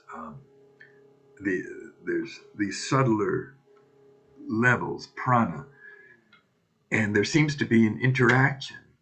And materialism has a simplistic explanation for that interaction. They say there's no big problem. Mind is just, there is no mind without the brain. It's just an offshoot of the brain. And so it's just one part of the brain communicating with the other. But if materialism is not the right answer, that presents a challenge for physics. How are you going to explain the interaction of these more subtle levels with the gross material nervous system, the brain, the spinal cord, everything that contemporary neuroscience knows and understands? Well, the Vedic conception, as I understand it, and maybe some of you have a much deeper understanding than I do, is that the gross physical nervous system that contemporary neuroscience is aware of is just the tip of the iceberg. And there are subtler and subtler levels of mind, and ultimately there is Atman, and Atman is Brahman, the totality. So how do these subtle levels influence the brain? And that opens the door for what we at Maharishi International University refer to as subtle energy physics. And we're researching it very energetically. But before I talk about our researches in subtle energy physics, I'd like to talk a little bit more about how the materialist paradigm is falling apart from within mainstream physics. Materialism is based on the idea that space, time, matter, and causation are the fundamental features of reality. And the qualities that characterize mind and consciousness, like value, for example, has no place in the materialist domain. But value is a more holistic concept. The whole environment Um, one environment may have more value than another. It may be better, morally might be better, or aesthetically might be better. And if nature responds to value, then that causal efficacy would need to be understood in the terms of physics if science is to make progress. So what we're going to see is what we are seeing is that the foundations of materialist science, space-time, matter, and causation are starting to have accumulating anomalies, cracks, or fissures. For example, everybody knows about quantum entanglement, where particles which have interacted, like you have a pi meson has zero spin, and if the pi meson disintegrates into an electron and positron, electrons and positrons have spin. They're spin 1/2 particles. Now you measure spin by if the particle is turning, looking down from the top, if it's turning in a counterclockwise way, the convention is you curl your fingers around and your thumb points. So that's called spin up. So let's say the positron has spin up, then its partner, the electron, would have to have spin down because the pi meson is a spin 0 particle. So if this one has a spin up, its partner will have to spin down so that the spins cancel. And that entanglement gets maintained across arbitrary distances. In fact, entanglement is relative. You can have more or less entanglement. And in fact, everything originating from the Big Bang is entangled with everything else to some degree. So entanglement, Erwin Schrödinger, one of the great founders of quantum mechanics, maintained that entanglement was not just one interesting feature of quantum mechanics, it was the distinguishing feature. Quantum entanglement is extremely important, and it shows that nature is non-local. So this is one big problem with the materialist domain, the idea of reality.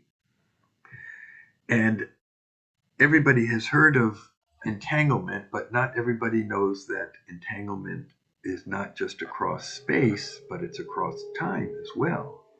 That means the future is entangled with the present. And do I have permission to share screen? Yes.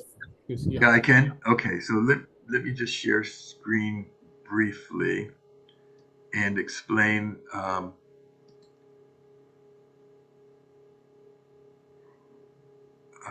Let's see. Here we go. So this experiment is called the delayed choice quantum eraser, and it is an illustration of entanglement across time. And it was studied extensively by a physicist at the University of Washington named John Kramer. And the basic idea is it's a kind of a variation on the two-slit experiment in quantum physics, which I think everybody is familiar with. But here, instead of two slits, you have a laser and a beam splitter. A beam splitter is a half-silvered mirror that splits half of the beam to go one path, and the other half of the beam goes to another path. And then you position mirrors strategically to combine the beams, and then they arrive together at a detection screen, and they will show the famous interference pattern. Even if you slow the laser down, if you were to slow it down, in principle you can, this hasn't been done actually, but so that one photon goes at a time. So you fire a photon of light, you wait a second, fire another photon. Each photon splits, and just like the photons go through both slits of the two-slit experiment, the photon will divide and go both paths and recombine at the detection screen and create this famous interference pattern that everybody is familiar with. Now, if you were to intervene and put some kind of a microscope here to detect which path the photon actually goes in, then you collapse the wave function and you lose the interference pattern. Now, interestingly, you can make the detection as non-interventionist as you can imagine. And this is through a technology called a down converter. Instead of the mirrors to refocus the beams at this on this upper path and the lower path, you instead have one of these down converters.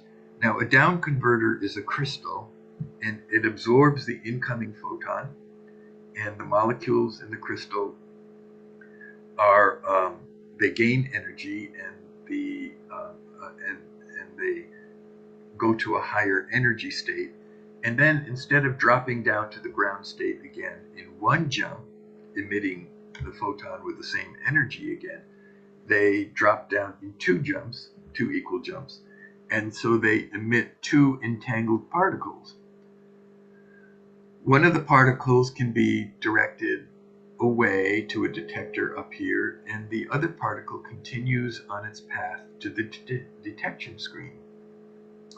So by detecting this one is called the idler photon because it doesn't go to the detection screen. The signal photon goes to the detection screen. So putting your particle detector out of the path of the signal photon, you're not directly physically interfering, but you're still gaining knowledge about which path the photon went. And just that fact of knowledge being available collapses the wave function, and you lose the interference pattern at the detection screen. Just like if you put an observation device behind one of the slits in the two-slit experiment, you collapse the wave function and you lose the interference pattern. So there's one more step to the experiment. We're going to lengthen the path of the idler photons. So we have a mirror here, and the idler photons continue on their way. So the particle detectors here, say Geiger counters, they click when an idler photon, but if this one clicks, you know the signal photon went the upper path, and if this one clicks, you know the signal photon went the lower path, and that collapses the wave function. But the interesting thing is you can make this path for the idler photon as long as you like, so that the detectors click and give which path information after the signal photons have already landed at the detection screen. Okay, now here's the final step of the experiment. What if you put beam splitter in the idler photon path? Then the idler photon coming along across the top. Does everybody see my cursor? Do you see my cursor here showing the upper path? Yes. Yeah. Okay, good. If the idler photon is coming across the upper path, when it arrives at the beam splitter, it has a 50-50 chance of continuing to this particle detector or being redirected to the other particle detector. So now, and same for the idler photons coming along from the lower path. So the point is, it erases the which path information by having the beam splitter interfering in the idler photon path. That means when you hear the Geiger counter click up here, your particle detector click up here, you don't know anymore whether you're detecting this idler photon or this idler photon. So by putting in the beam splitter, you have restored the wave function. you're no longer collapsing the wave function because you've erased the witch path information that the idler photons were carrying. And then you get the interference pattern back. Now notice that in principle, you can decide after the photons have already, the signal photons have already landed at the detection screen, whether you want to put in the quantum eraser or leave it out for this run. And if you leave the quantum eraser out, then the witch path information is restored, the wave function of the signal photon is collapsed, and you lose the interference pattern. Or you can decide to put the quantum eraser in, and remember again your decision up here to put the quantum eraser beam splitter in happens after the photons have already landed at the detection screen. So your choice in the future, it's called delayed choice quantum eraser, will restore the interference pattern at the detection screen. So your historical self yesterday, looking at the detection screen, he will see either an interference pattern or no interference pattern, and he will know what his future self is going to do, either put the quantum eraser beam splitter in or leave it out. That's entanglement across time. Now, whether that can be used to send a signal across time is controversial. And if you Google or go to YouTube and search on delayed choice quantum eraser, you'll get controversy, and it's a lively debate in the physics community. My own feeling is that it may not be possible. I'm not convinced of this. In fact, I have a brilliant engineer colleague, Ralph Hearn, who takes these challenges as real possibilities for technological advancement. But whether or not we can make a technological system, I think the subtler levels of the nervous system already have this capability for precognition or intuitive knowledge of what's going to happen in the future. So that is the delayed choice quantum eraser. It shows that entanglement is a very powerful anomalous feature of quantum physics, and the idea that we understand, the materialist idea that we understand reality in terms of our concepts of space-time, matter, and causation is deeply problematic. Now, there are many other anomalies in our courses here at Maharishi International University. We spend quite a bit of time discussing things like in electromagnetism. There is something called the radiation reaction force. An accelerating particle will radiate off energy, and because of the reciprocity, equal and opposite reaction, while it's shedding energy, there will be a radiation reaction force on, say, our particle, say an electron. That radiation reaction force, the acceleration on the electron may occur before the application of the force. And mainstream physicists are aware of this, and you will see a sentence or two saying that this response to the force can happen before the force is applied. It's an anomaly, and they move on. But we at Maharishi International University don't move on because we think these accumulating anomalies point to the fact that materialism is not the final word, that it's the tip of the iceberg, and that there are layers and layers of subtle reality which have a richer fabric, which advanced physics needs to understand if it's to make progress. Another one which you might have heard of is called the Aharonov-Bohm effect. And even in classical electrodynamics, there are the Maxwell equations in terms of the electric and magnetic field. And in the modern form, the Maxwell's equations are summarized in 4 very elegant equations, which summarize, and together with the Lorentz force law, they summarize everything about electricity and magnetism.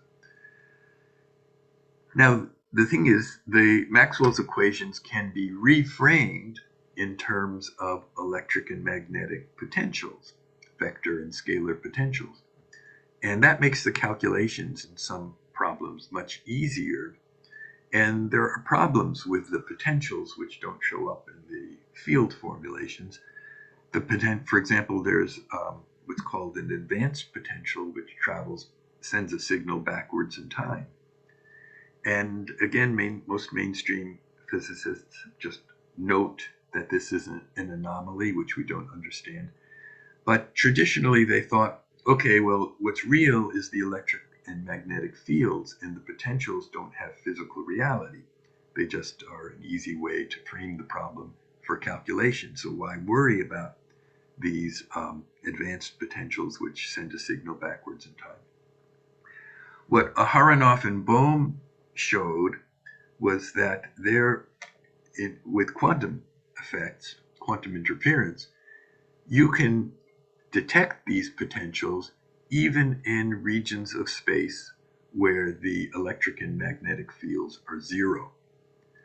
And this is huge. It means that all of these exotic features of the potentials we have to take seriously, including sending signals backwards in time. That's another anomaly for the materialist paradigm. And of course, there are the issues relating to the measurement problem. Quantum systems evolve in a deterministic way. It's called a unitary evolution, governed by Schrodinger's equation. And Schrodinger's equation encapsulates the influence of the environment, all the forces and the fields in the vicinity of your system, and tell you how the wave function evolves over time.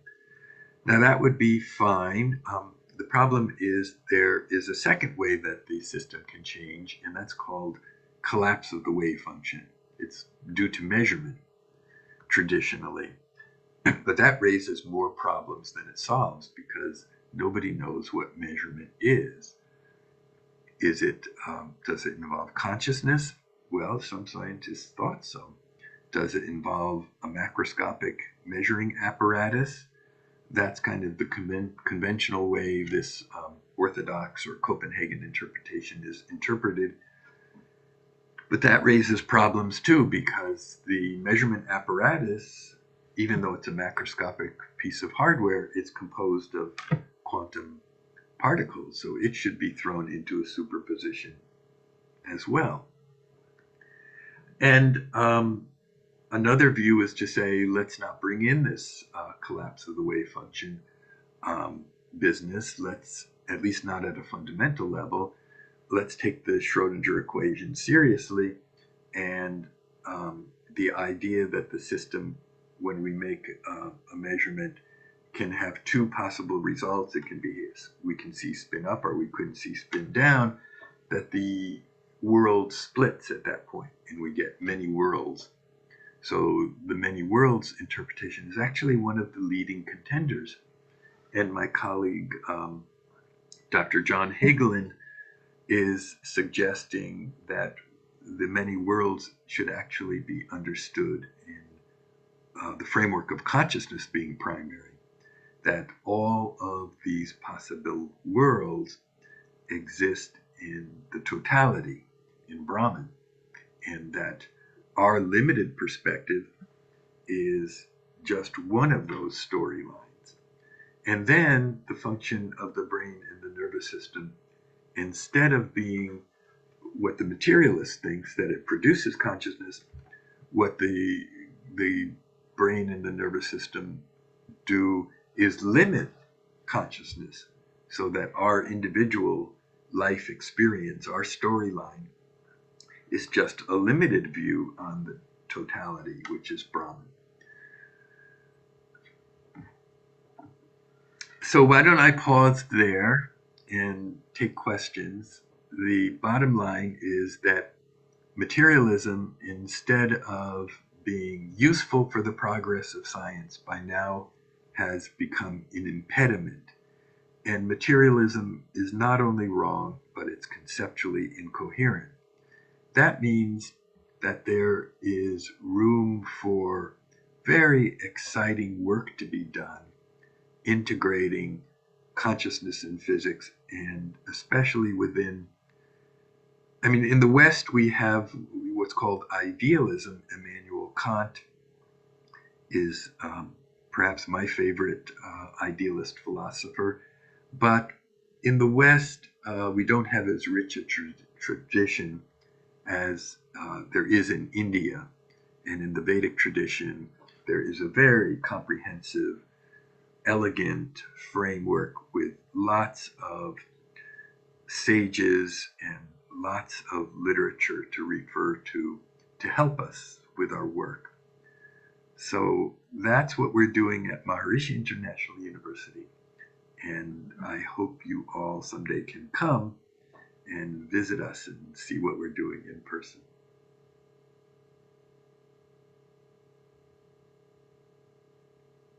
Thank you, Professor David.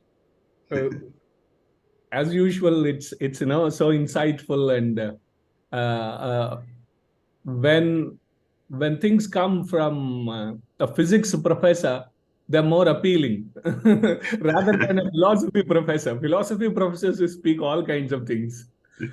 We give a lot of lectures, but when it comes from an authentic physics professor, we enjoyed listening to you so much. Of course, last 1 decade I've been listening to you. Thank you, Ed. Before you take questions, Professor David, would you throw light as to, I was struggling to understand, if you remember, you suggested me a book and I religiously purchased and studied, but understood less. That was Quantum Non-Locality and Relativity, Tim Maudlin. Quantum Non-Locality and Relativity by Tim Maudlin. It's a Blackwell publication. I religiously read this, but hardly. And the point that you started making was that in quantum mechanics there is a gravitational force is absent, in the sense, as I am sitting on the chair, I'm not pulled downwards, but gravitation is something which is a result of time-space curvature. Yes. Could you throw light? Could you explain what exactly this is? Yes. Tim Maudlin is brilliant. He's actually a philosopher. He's a philosopher of physics. Unfortunately, like so many, there's a wealth of very good science educators, and Tim Maudlin, I recommend him, but he's a hardcore materialist, and it's hard for even the very smart people to escape from that binding influence. And I think they're actually, without realizing it, they are pointing to lots of these problems and anomalies in the materialist paradigm. And they just need that switch in thinking to understand that consciousness is not something to exclude from the study of physics, but we need to incorporate it to make progress. But the question you ask about curvature is, it was Einstein's great breakthrough in general relativity to realize that there's an equivalence between gravity and the curvature of space-time, and that they are really two expressions of the same thing.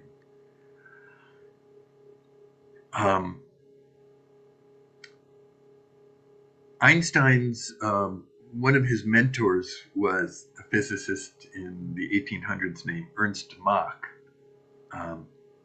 And Ernst Mach had he grew up as a Kantian. He was very influenced by Kant, but Kant had the idea of the noumenal realm, that there's an underlying reality that's pure intelligence.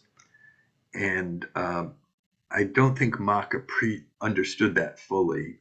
And his idea was just that our limited consciousness needs to be taken seriously and incorporated. And so that every frame of reference, in physics terms, every frame of reference is entitled to think of itself as stationary in the center of the universe. And Einstein in 1905 incorporated that into his special relativity. And for every inertial system, means moving in a straight line at a constant velocity, every inertial system can regard itself as being at rest. And there is no absolute rest or motion. Now, Mach wanted to extend that to accelerating systems. And in fact, this inertial relativity was understood by the early scientists. Galileo and Newton were aware of inertial relativity, but they thought that acceleration, you can tell whether you're moving. If you're in a car and you're going at a constant speed, you can drink your coffee and there's no problem. It's as if you're standing still if your driver is good enough and the road is smooth enough.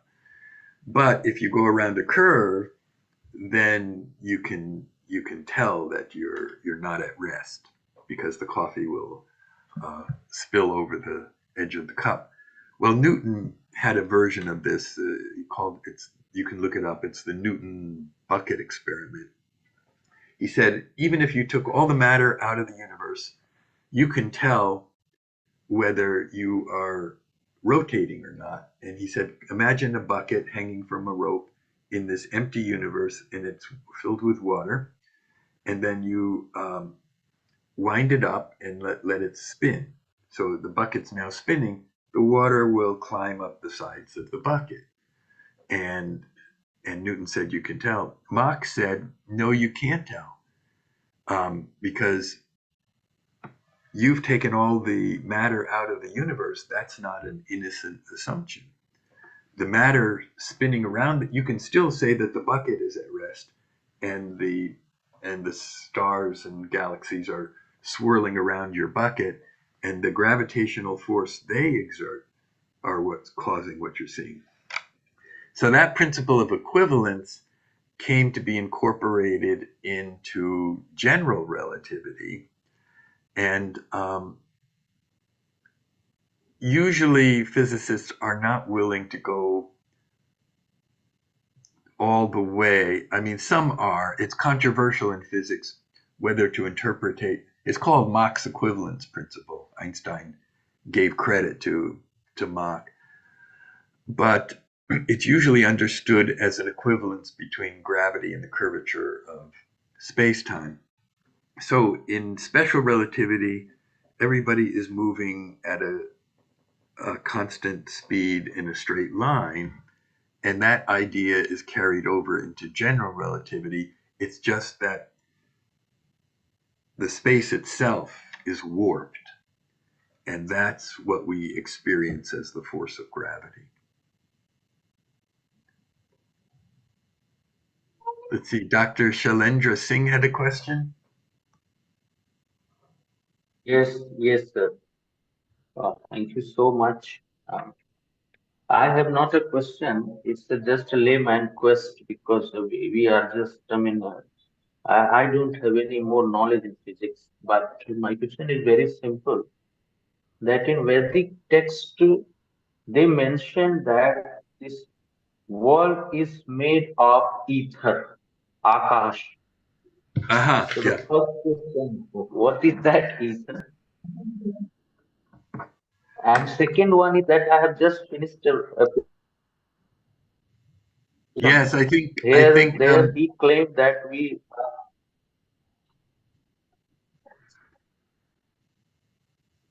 yes. I missed the last part of your question. First one is clear. Are we really made of ether in the Vedic Yes, text mentioned? And Akash. second one is Akash. And second one is that Nick Bostrom wrote in his paper that we are living in a simulation.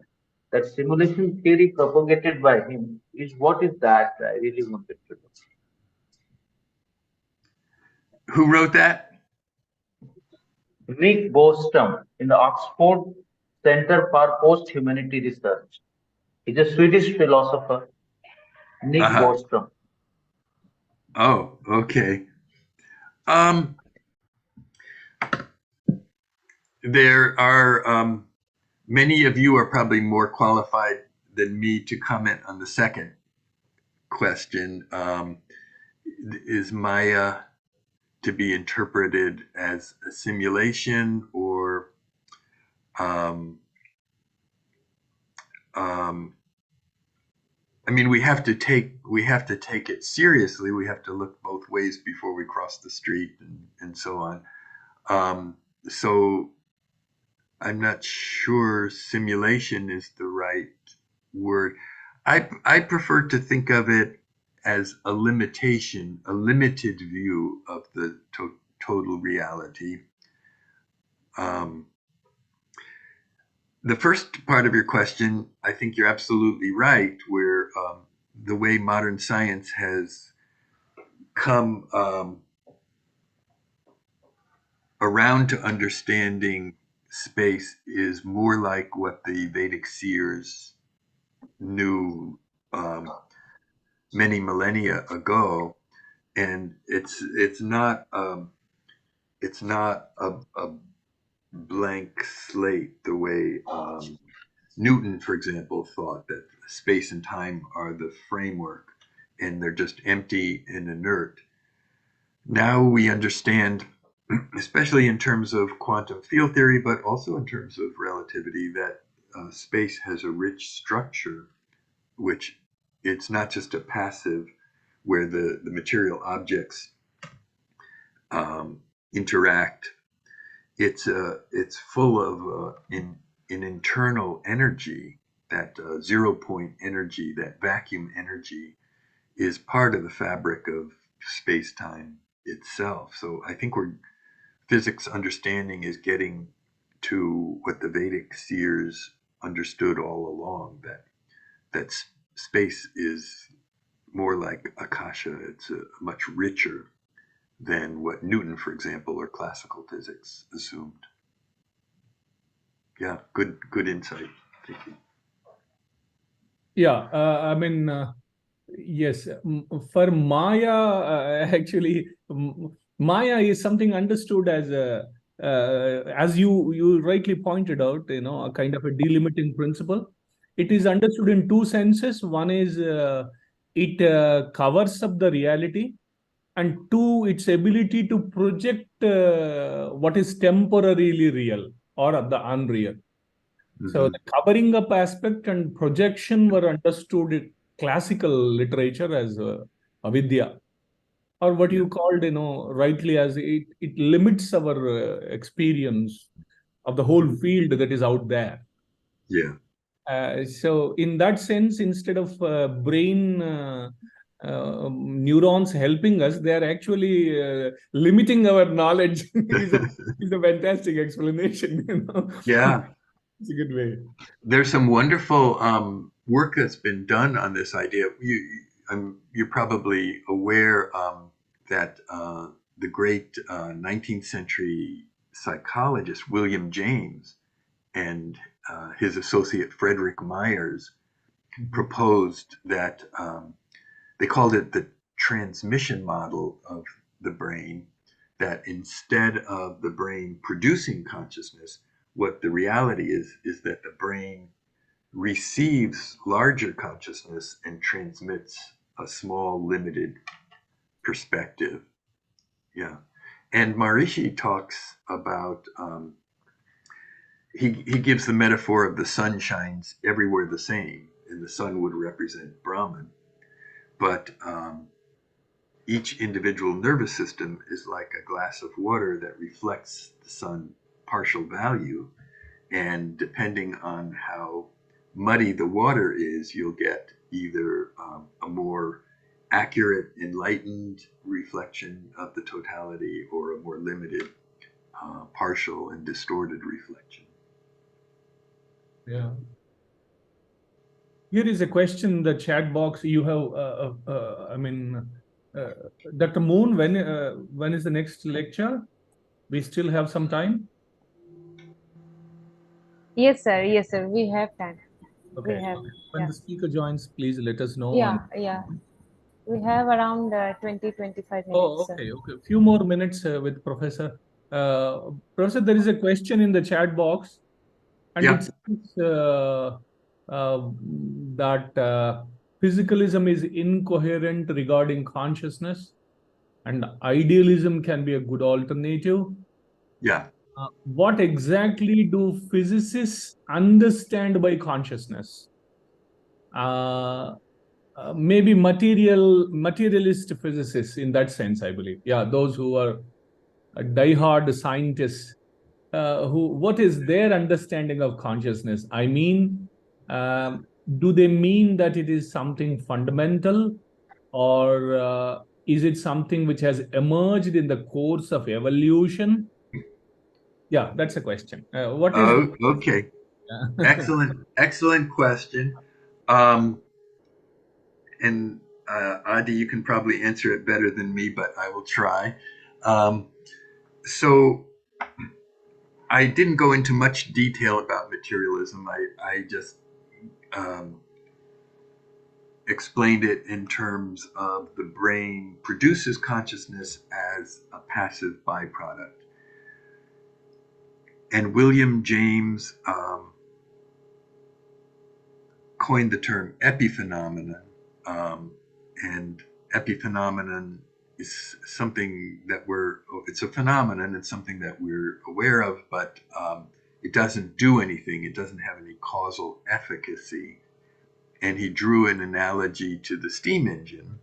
The steam engine drives the train, but it also produces the whistle. The whistle is a byproduct. It doesn't drive the train.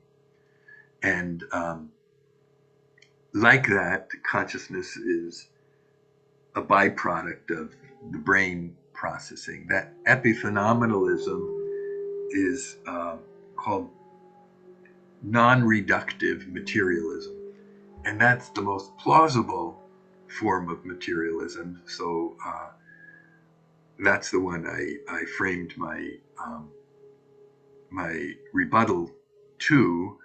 But as I said, it has problems with the hard problem of consciousness, and that it makes cognition, it undermines the validity of cognition, and it is thereby self-refuting. It's conceptually incoherent.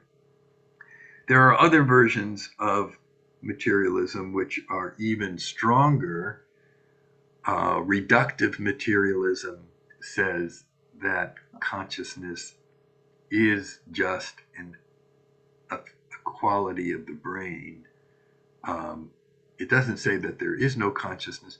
One of the leading physics educators who I actually admire, Sean Carroll. He's very clear in his discussions of advanced physics, and he makes it accessible to the lay person. And he's also a philosopher. He has a joint appointment at Johns Hopkins University. but he also, like so many, are the leading physicists, is a hardcore materialist, and he's a reductive materialist. He thinks that that consciousness just arises as one of the skills that the biological organism has evolved to.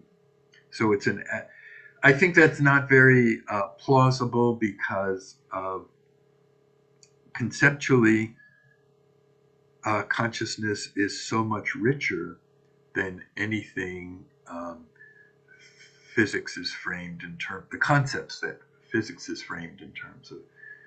As I said, that physics is framed in terms of the concepts of space, time, matter, and causation, whereas consciousness is all about value.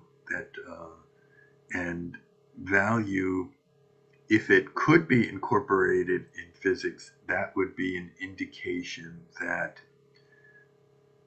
intelligence is more fundamental. And there are scientists who have looked at things like the law of least action or least time that indicates that nature seems to value some outcomes more than others. And the principle of least time is that when light comes to a phase boundary, like light's traveling through air, and then it comes to water, it gets refracted, it means gets bent, and then it arrives at our detector. It could be our eye, or it could be a mechanical detector. So there's the source and there's the detector. So the light travels in a straight line until it gets to the boundary between the air and the water, and then it bends. Now, if you look at the path, say you were a lifeguard, and you saw somebody out in the water having difficulty, and you wanted to get there in the least time. Well, would you run along the sand in a straight line and then start swimming in the water? No, you would want to run along the sand for a longer period, because you can run faster in the sand than you can swim in the water. So you would run towards the boundary between the sand and the water, and then you would start swimming, so your path would bend at the phase boundary. And of course, you don't want to just run the longest amount of time on the sand and then minimize in the shortest length in the water. That's not the least time. There's some path in between, and nature seems to calculate, of all the paths the light could take, it calculates the one which is the least, going to take it the least time. So there are a lot of these indications that nature is preferring some outcome. It has some values. That's not just, you can look at it different ways, that it calculates in the future, it understands the future outcome that it's trying to achieve. But these are some of the indications that that Scharf. The problem with Sean Carroll and other reductionists is that if you are going to say that consciousness is nothing but neurons firing in the brain, that's reductionist version of materialism. It eliminates the richness of consciousness, moral values. I mean, materialism has always had a problem with saying that we're just sophisticated robots or computers, because then what's the difference between a right action and a wrong action? They don't have an answer to that. And the hardest core version of materialism is eliminative materialism, and they frame this in terms of philosophy of language, and they will look you right in the eye and say, when you're talking about consciousness and you say that you're conscious and you have subjective experience, I don't know what you mean. Your words don't have any meaning for me. And there's two ways you can address the eliminative material. They're a minority, I admit, but I know some very smart people who are eliminative materialists, and they say, I don't know what you mean by consciousness. And there's the long answer. You can say, well, you're disregarding a feature, a very important feature, prominent feature of reality, so you're not being scientific. That's if you want to be polite. If you don't want to be polite, you can just say, you say you don't know what I mean by consciousness or subjective experience because you don't have that. And then you can say, I believe you. And that's the end of the conversation.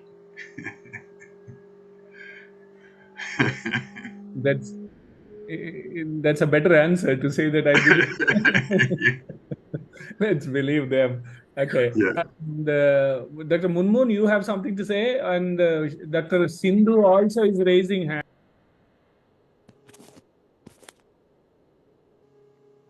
Yes, sir. There are a few more questions in our chat box. So, if Professor wants to answer them, there are a few more questions. Okay. Which one should I answer? Oh, here's one. Sir, Sindhu, another question. Dr. Sindhu, you're there? You're there, Dr. Sindhu? Oh, Dr. Sindhu, yeah. Roger Penrose has talked about quantum decoherence in microtubules of our brain, which gives rise to consciousness. Is not this rendering quantum mechanics to a dualist position rather than... I'm inclined to agree with you, Dr. Sindhu. And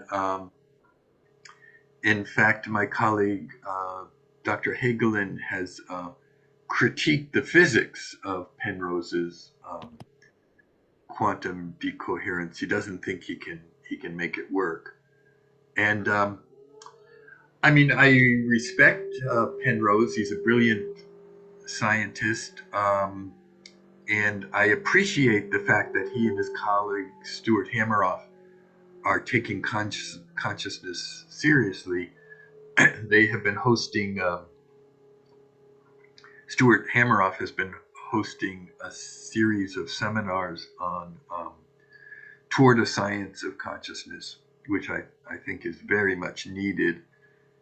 And I've spoken at some of those conferences. So I like Hameroff and Penrose. I don't think this is the right answer. In fact, there is a lot of good work that's being done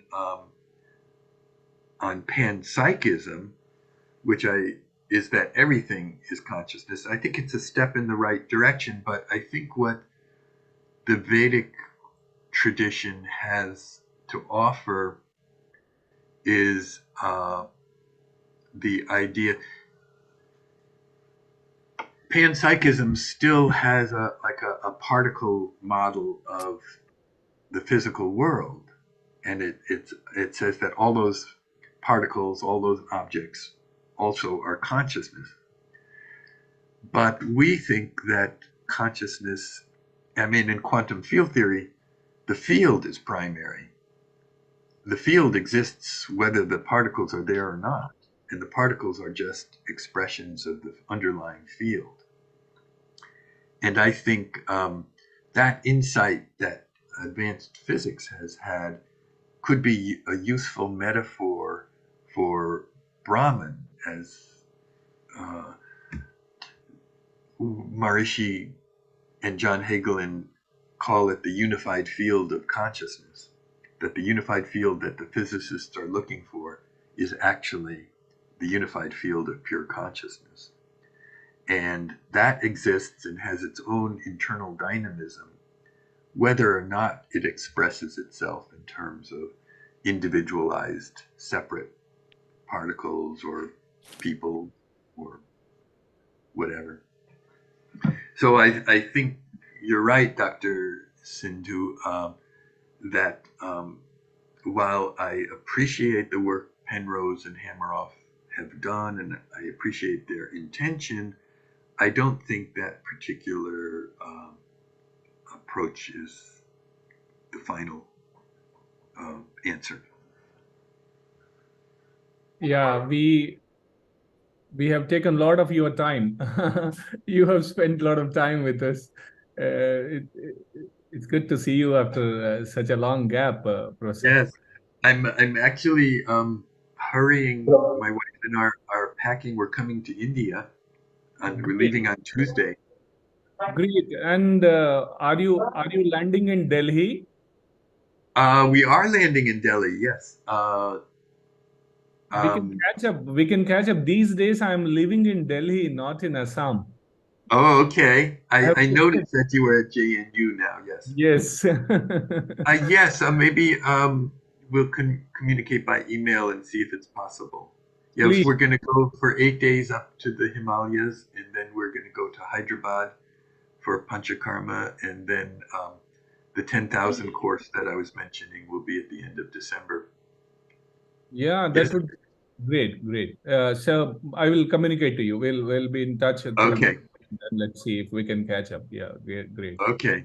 Well, I hope you can all come to the 10,000 course in Hyderabad at December 29th. It's starting. And I hope you can come to Maharishi International University, and I will show you our dark matter research lab, and we can have many more fruitful discussions. Definitely, yes. Namaste. Great. Namaste. Thank you so much.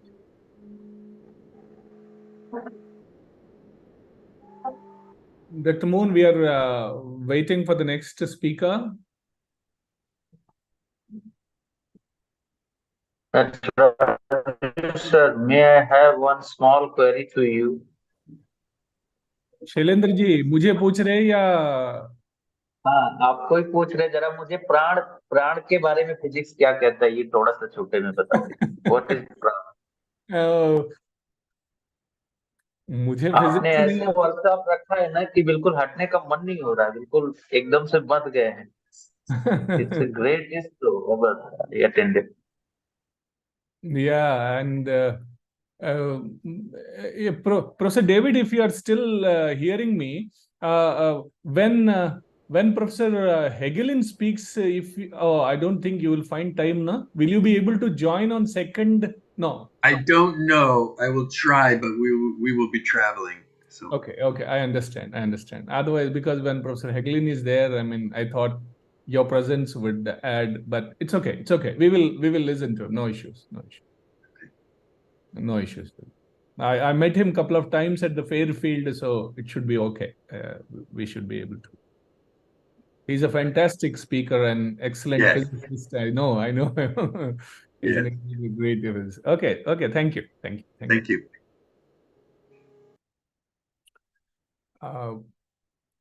Shailendra ji. Yes, sir. In between, when the next speaker is about to speak, please reply. अच्छा,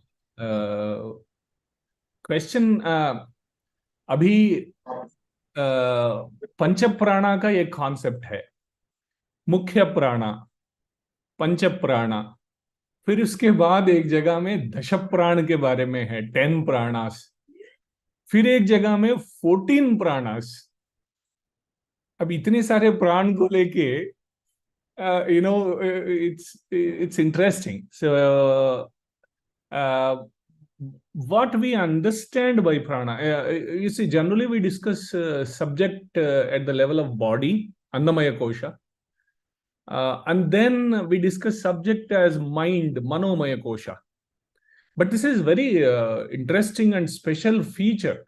और मुझे लगा quality research प्राणमय कोश पे नहीं हुआ है, Indian दर्शना tradition में भी नहीं हुआ। आपके क्वेश्चन बहुत इंटरेस्टिंग है, मैं भी ध्यान दिया इसके प्रति। योगा ट्रेडिशन में, सांख्या ट्रेडिशन में हमारा research mostly Manomay kosha and अन्नमय कोशा पे भी है, body as the subject and, but इसका रेफरेंस मैं अभी दे सकता हूं, जितना मैं थोड़ा जानता हूं, 1-2 minutes I will go on explaining. If you want more further, केसी भट्टाचार्य ने प्राणा एज अ सब्जेक्ट किया, philosophy, studies in philosophy, K.C. Bhattacharya has a whole chapter on prana as the subject, body as the subject, mind as the subject, prana as the subject, and then ends by saying subject as freedom. That is the last chapter. Studies in philosophy, edited by Kalidasa Bhattacharya. There is an entire हाँ, chapter. वो Yeah. पढ़ा नहीं, लेके रखा रह गया मैं बस. There he treats it very well. As such, what I have understood is, in between Annamaya Kosha and Manomaya, this is an intermediary और एक layer of हमारा existence है.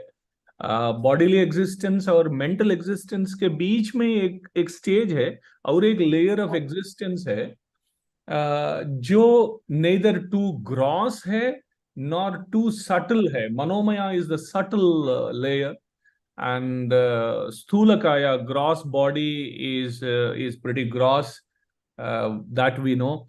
In between hai, ye in between Manomaya and Sharira, Annamaya, and prana is to be understood, and it is supported, a supportive element जो पातंजल योग सूत्रास में इसके बारे में जब मैंने ध्यान दिया, एक इंटरेस्टिंग फीचर है,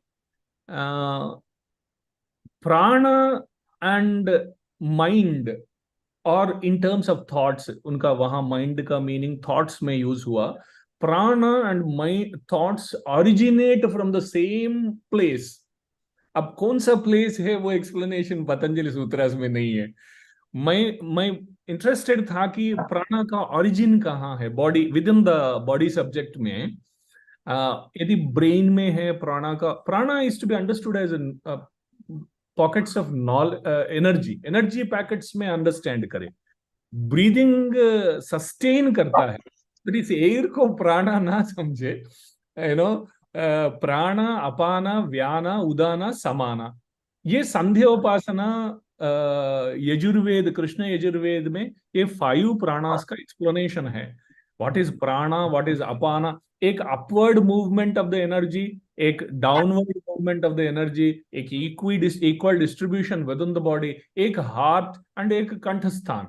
ये 5 स्थान और 5, और एक मसल्स में जो एनर्जी है, एक मसल्स में एनर्जी है, एक हार्ट को जो कॉन्ट्रैक्ट करके एक्सपैंड करने वाला एनर्जी, और एक prana. Prana, apana, downward movement of the energy, apana, vyana, udana, samana. Samana entire body में जो समाहित है वो एक energy. So 5 types of energies माना गया. ये कृष्ण यजुर्वेद में संध्योपासन में आता है. इसका ये ऑथेंटिक ये है. And interesting feature of Patanjali Yoga Sutras is both prana and mind have same origin.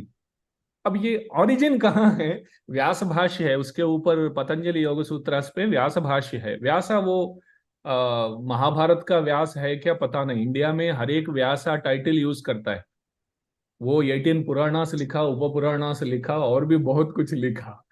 So व्यास भाष्य में भी explanations नहीं है, but both of them have same originating point. अब further thesis ये है कि by controlling prana, mind is controlled. By controlling mind, prana becomes very stable.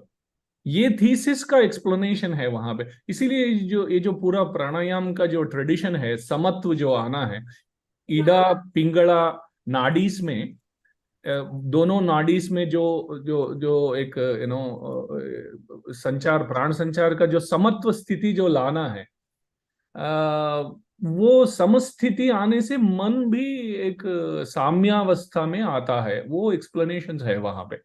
सो इधर प्राण को पकड़ा तो मन साम्यावस्था में आया, या माइंड को कंट्रोल किया तो प्राण का भी. अब ऐसा फिर एक स्वामी चिदानंद का एक्सप्लेनेशन है.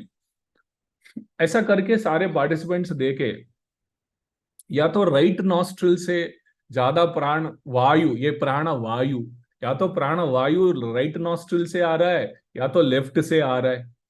हाँ, दोनों नाडीज में एक प्रिडोमिनेंट है, एंड समत्व इसमें नहीं है. एवरी 1 आवर ये चेंजिंग पैटर्न्स है. ये चिदानंदा का है, स्वामी चिदानंदा.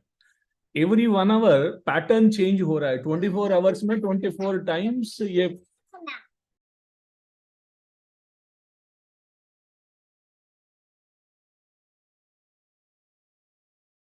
So 24 times a yeah. Professor, namaste. Good evening, Professor. Namaste. We were waiting for you, and in between I was talking on something and the other. I'm at a loss these days. I am in Manipur in the war zone, Oh and my suddenly I lost track of what is happening around. Okay. So you are chairing the session? like kind of a thing. I'm coordinating rather than I'm coordinating everyday sessions. Yes. So Yeah. how many participants are there together? As of now, 65 have registered. Now 60 are seen on screen. Now 60 are Okay. listening to you. But on the first day, there were 90. So it's between 60 and 90, it is varying. They are joining there. Oh, I see. 60 are registered. 60 are registered. Most of them are assistant professors and PhD scholars. They're all from philosophy, right? Yes. Most of them are, some maybe Sanskrit background, but most of them are philosophy only. All Yeah. professors, Dr. Moon, you have an introduction of the speaker? Am I clearly audible? Very much, Professor. Yeah, it's no issues. Dr. Moon, will you introduce the... Yeah, yes, sir. Thank you, sir, for joining. Thank you. And welcome to the third day of our IKS workshop. Now, let me take this privilege to introduce Professor Bhagat. Dr. Nanglain, you can mute some of the others, no? except Professor Bhagatji and Nanglain, you can mute others. Somebody mute that, please. Oh, is there some noise coming? No, from some other mic, it seems. Yeah. But if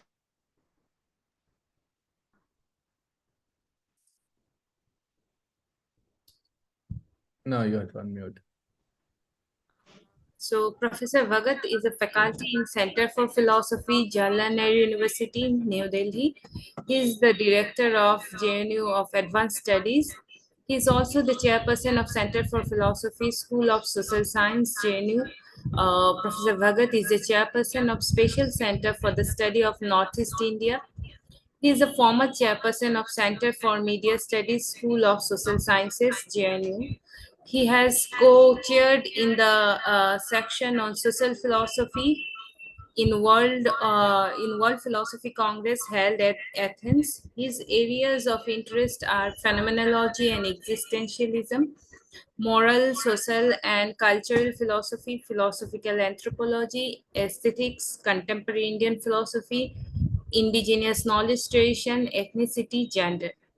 Professor Bhagat worked at different institutions, including NEHU, IIT Bombay, CSDS, and has been working in JNU over the last 20 years. He had major research collaboration with IGNCA, New Delhi, on women in traditional worldviews and institutional practices, exploring the aesthetic and the ethical discourses in Northeast India.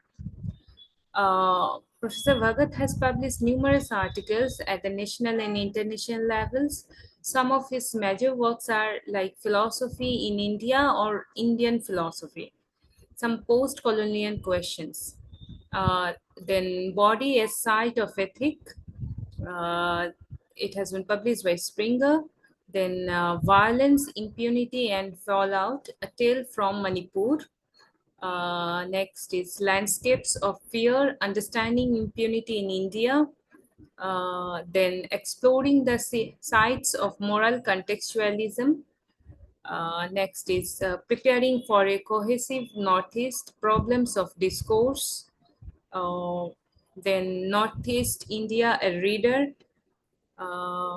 Routledge publication. Then Perspectives on Manipuri Culture, and next is Indigenous Philosophy from Northeast India, under preparation. These are some of his important works, and today Professor is going to talk on consciousness and lived experience. Thank you, Professor, for accepting our invitation. We are honored to have you as an invited speaker for this workshop.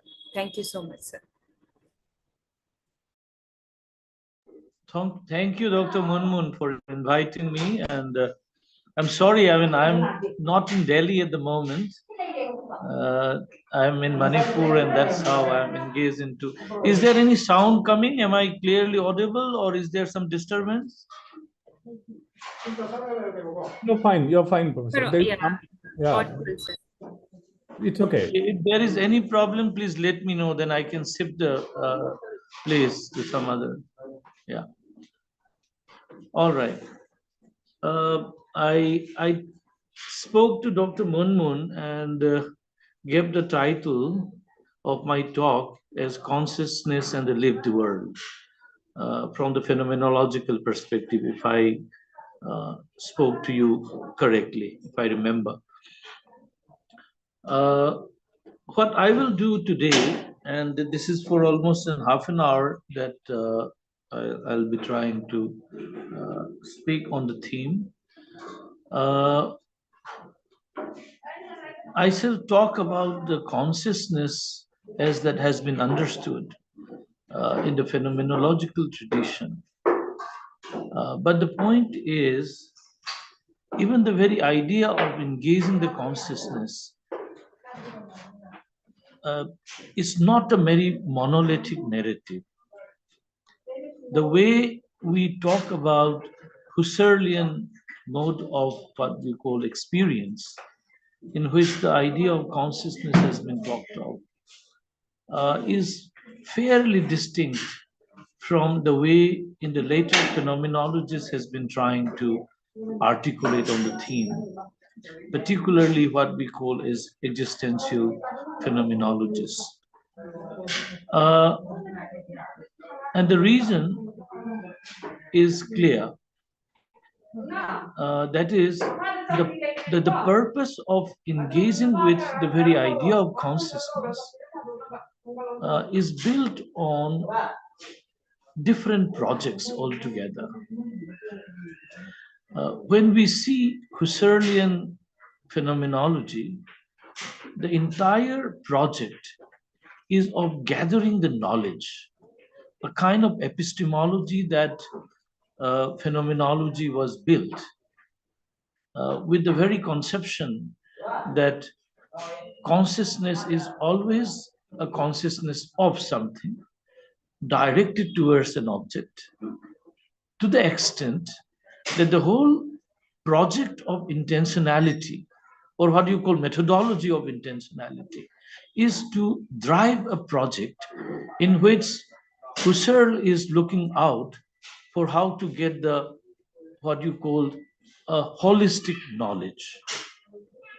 And as you know that Husserl was fairly critical about two forms of epistemic exercise happening at his time. One was what we called, what the natural science was doing, and he called this as naturalism.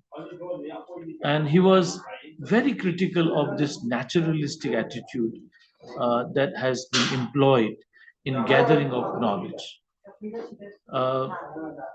Is there some noise? Then I can use the microphone, then headphone. Is this okay? Munmun, am I clearly audible?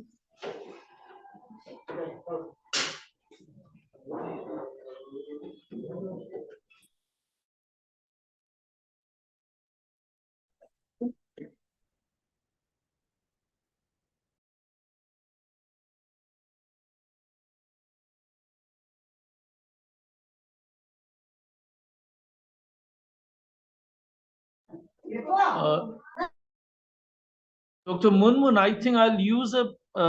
Am I clearly audible? Yeah, yes, sir. Yes, sir. You are audible, sir. I was just wondering if there are some noises that comes from the background. Can you just allow me? There are some noises nearby, but does it disturb you or not? That's okay, sir. That's okay. I can shift to another room. I think that's okay, sir. No problem. You go All ahead. right. All right. So what I was saying right now is the entire project of Husserl was to gather a knowledge which is holistic in the way that is what he was critiquing, the naturalism of the kind which natural science was engaging into, and psychology, on the other hand, which was supposed to be entirely subjective and built on the mental mapping of the world in the way the subject desires to be. And he calls it as psychologism. So these two projects that was side by side happening in the domain of epistemology, Husserl was critical, and he thought that knowledge can be gathered in the best possible way through what he called as phenomenological experience. But the interesting part is that he was engaged into an epistemological exercise. So the project was of gathering knowledge and knowledge about the world. Contrast to this,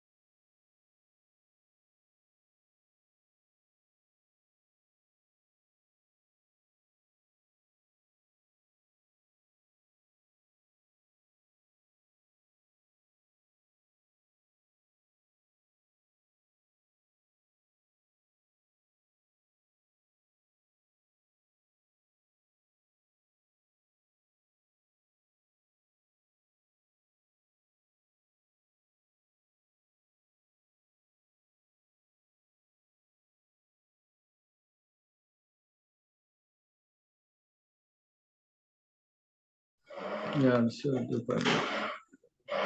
Hello, I'm sorry I had to shift the place because there were lots of noise around.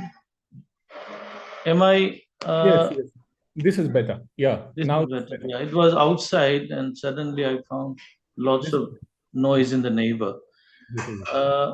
So what I was saying is that even though we talk about consciousness uh, in the philosophical parlance, the way that what Husserl was trying to do and engaging with the term consciousness was fairly distinct from the later phenomenological tradition.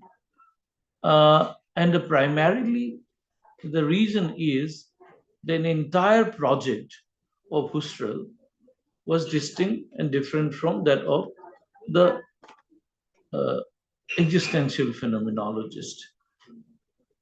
And reason is simple, they had different projects. The project of Husserl, as I have briefly mentioned a while back, is on gathering of knowledge, a project of how we know about the world around this self. So how I capture the world around me. That was the project of Husserlian phenomenology. And as distinct from that, as we all know, that the existential phenomenologists were more looking towards an inward journey, not so much about a knowledge about the world outside of me, which I encounter, but it's more about making sense of my own self. So there is a shift in the whole project itself. Now, one may call the second one also as epistemic. I am slightly resisting myself from calling it as epistemic. Certainly, Husserlian project is an epistemological exercise, a project where it thinks of gathering knowledge. But as distinct from that, the existentialist phenomenology was not so much about making a knowledge claim about the world, but more about making sense of one's own existence. So, how I make sense of myself becomes central to the concerns of the existentialist phenomenology, existential phenomenologists. And it is in this that the consciousness is not so much talked in terms of tools and the methods per se, but consciousness as in the heart of the being. And it is in terms of my being in the world that my consciousness is all about my own existence, which cannot be dissociated from the world. I am in the world, and all that I try to make sense of is my own existence in this world. Now, this shift in the project from a very clear-cut epistemological exercise of making sense of the world outside of me, that I as what you call drasta or jnata, if I use the Indian philosophical terminology, one who is observing and making sense of the world, that is the first project, what I call Husserlian project, a project of transcendental phenomenology. But from there, from a project in which consciousness is directed towards the world, this consciousness is an inward journey in the later phase, in the existentialist approach. So, making sense of my own being, that is how I make sense of myself, my own existence, become central to this project. And this project is not so much about an epistemology, but it is about an ontology, a study of the being, a question of how am I or how do I do.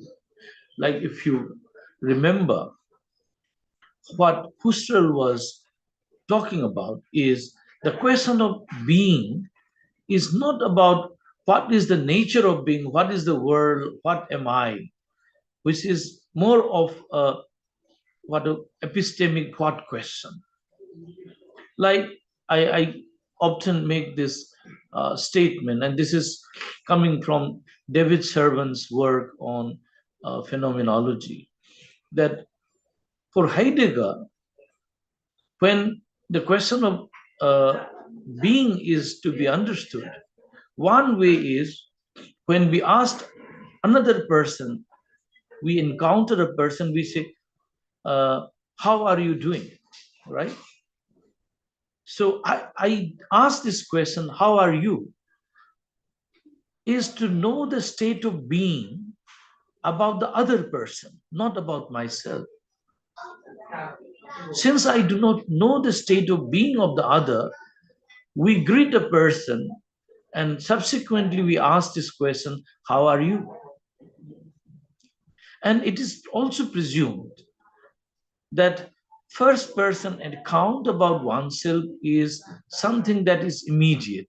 So there is no doubt about my own being, that I know that I am sad, I am happy, I am angry. So these are state of being of the first person, which supposedly a first person does not doubt about.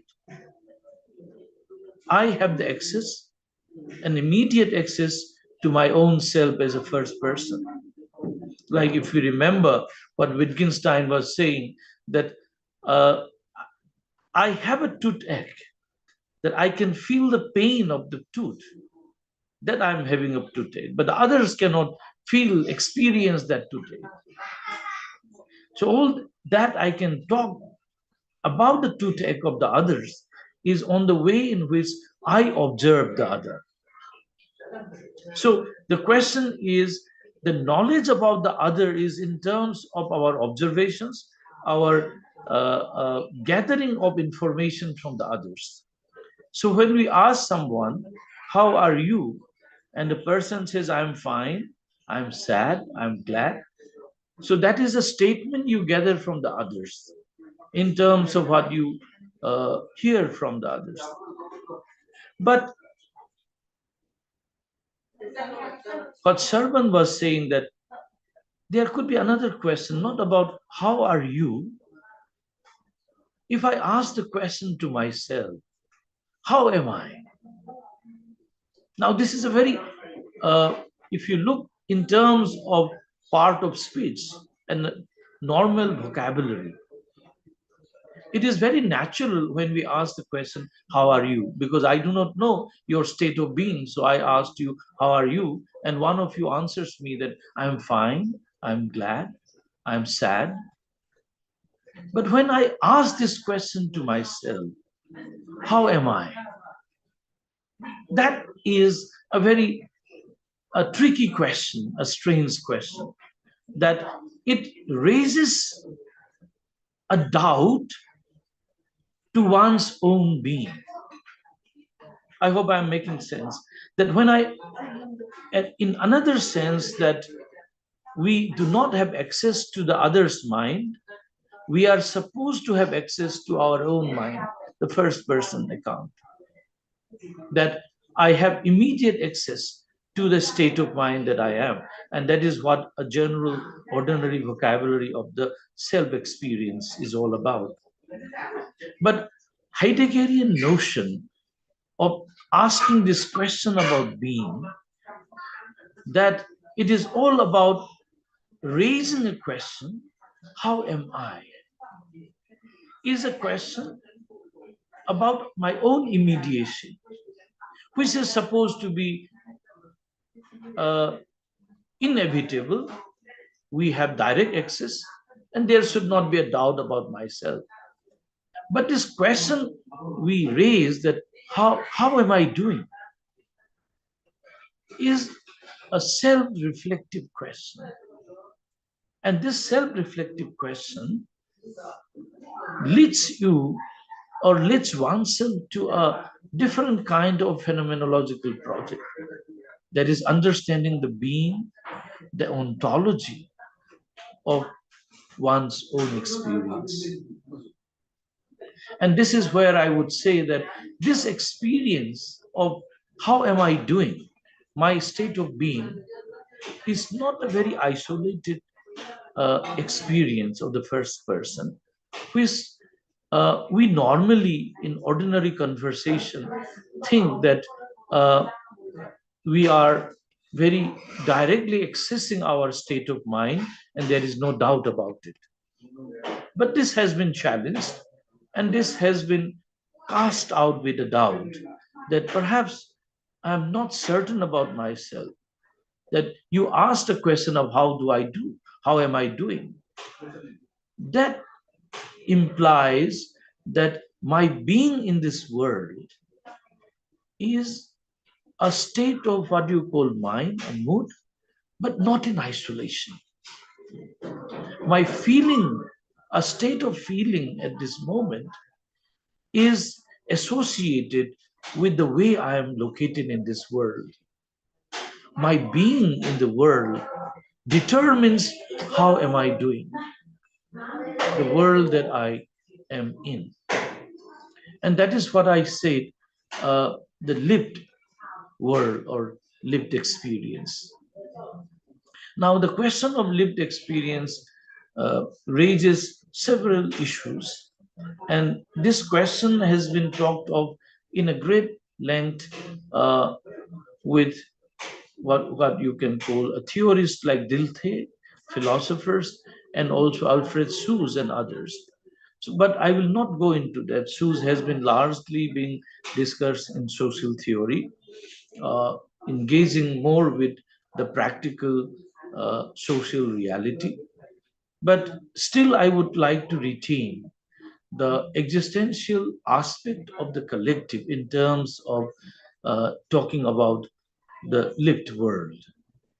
Now, the question of lived world is fundamentally uh, an important aspect of phenomenology, particularly existential phenomenology, and uh, that I would rather say that this whole idea of lived world, which Husserl also talked about, Lebenswelt, that is, it is a more meaningful engagement about our knowledge about the world.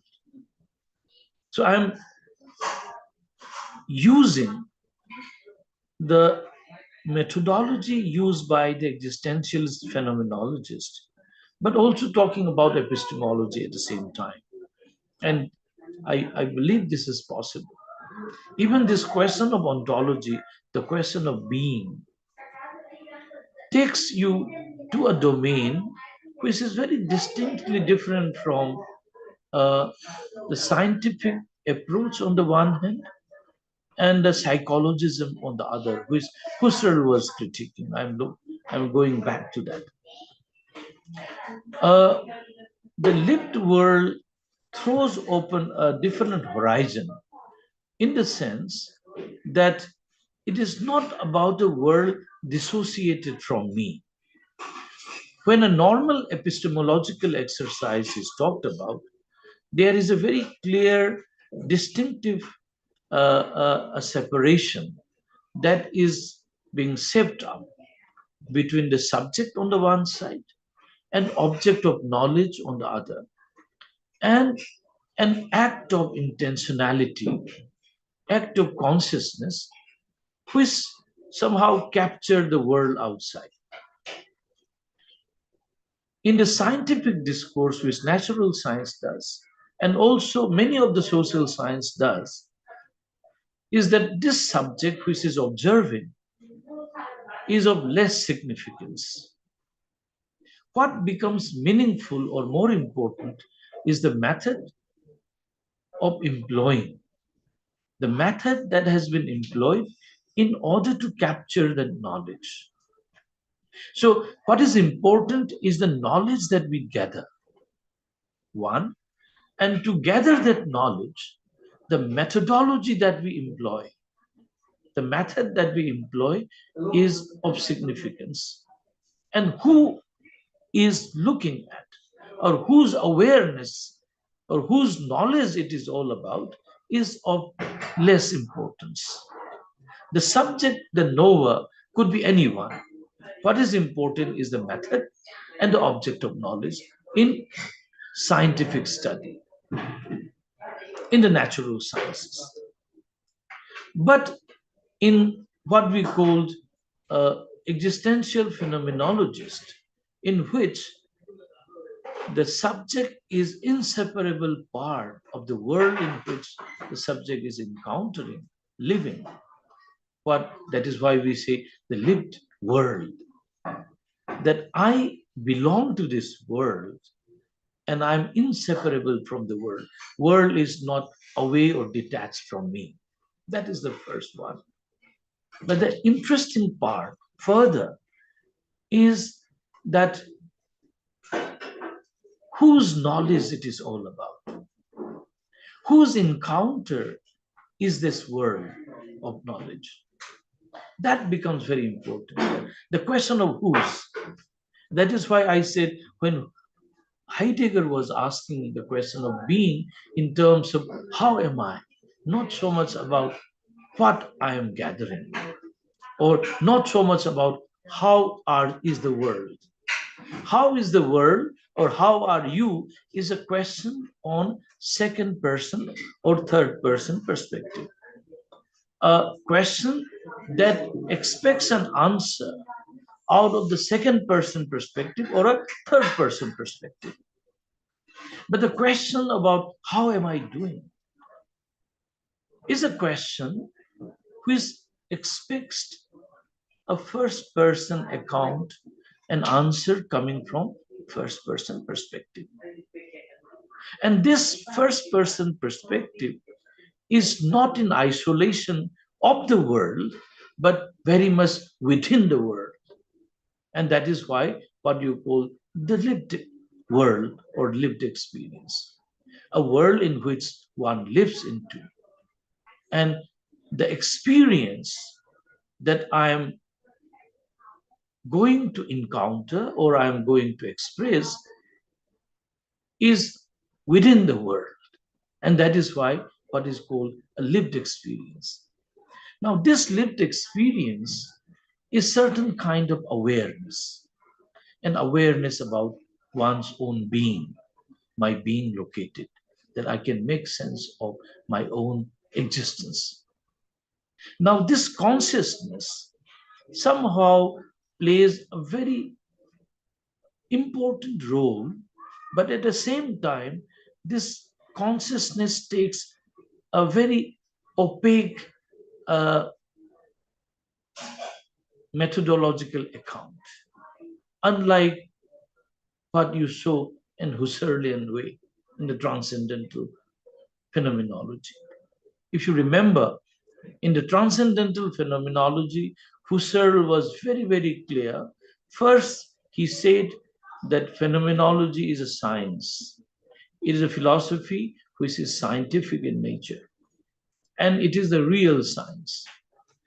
It is a science which tries to capture the holistic knowledge, which he called is essence, the eidos, for which the whole method has been laid out by Husserl in terms of intentionality, directedness of the consciousness towards an object of knowledge, and also the different kind of phenomenological reduction and steps. I'm not going into that. But all that I'm telling you is that there has been attempt where consciousness has been spilled out more in terms of a strict methodological apparatus. But when we talk about the lived world, a lived experience, what becomes significant is not so much about the apparatus per se, but in terms of engagement with meaning, engagement with certain form of experience. And this experience, when we talk about existential experience, it is not so important in terms of developing and building up a method and apparatus which have to be done through logic chopping. No. It is that awareness which is understanding. It is not about demonstration. It is not about illustration. But it is all about an experience which is intuitively driven. And this intuitively drivenness is in terms of my habitation in this world. Now, let me try to make sense of this, give a meaning about this lived experience. Before I make example, give you an example, let me make one more statement, that unlike the normal epistemological exercise in which we make a very clear-cut distinction between a knower, a known, that is an object of knowledge, and the apparatus of knowing, the methods through which one makes a knowledge claim. That is how I know that we try to build up in terms of methodological narration. Unlike this, what is being seen in this experiential existential domain is that my knowledge or my knowledge about the world is not so much in terms of illustration, but in terms of an experience. My experience in this world that determines. That means the presence of the inevitable presence of the first person. I is a knower. I who feels, I who experiences is inalienable from this discourse. So it is not that, instead of me, somebody else, but my experience in the world is extremely important. Now, let me come back to uh,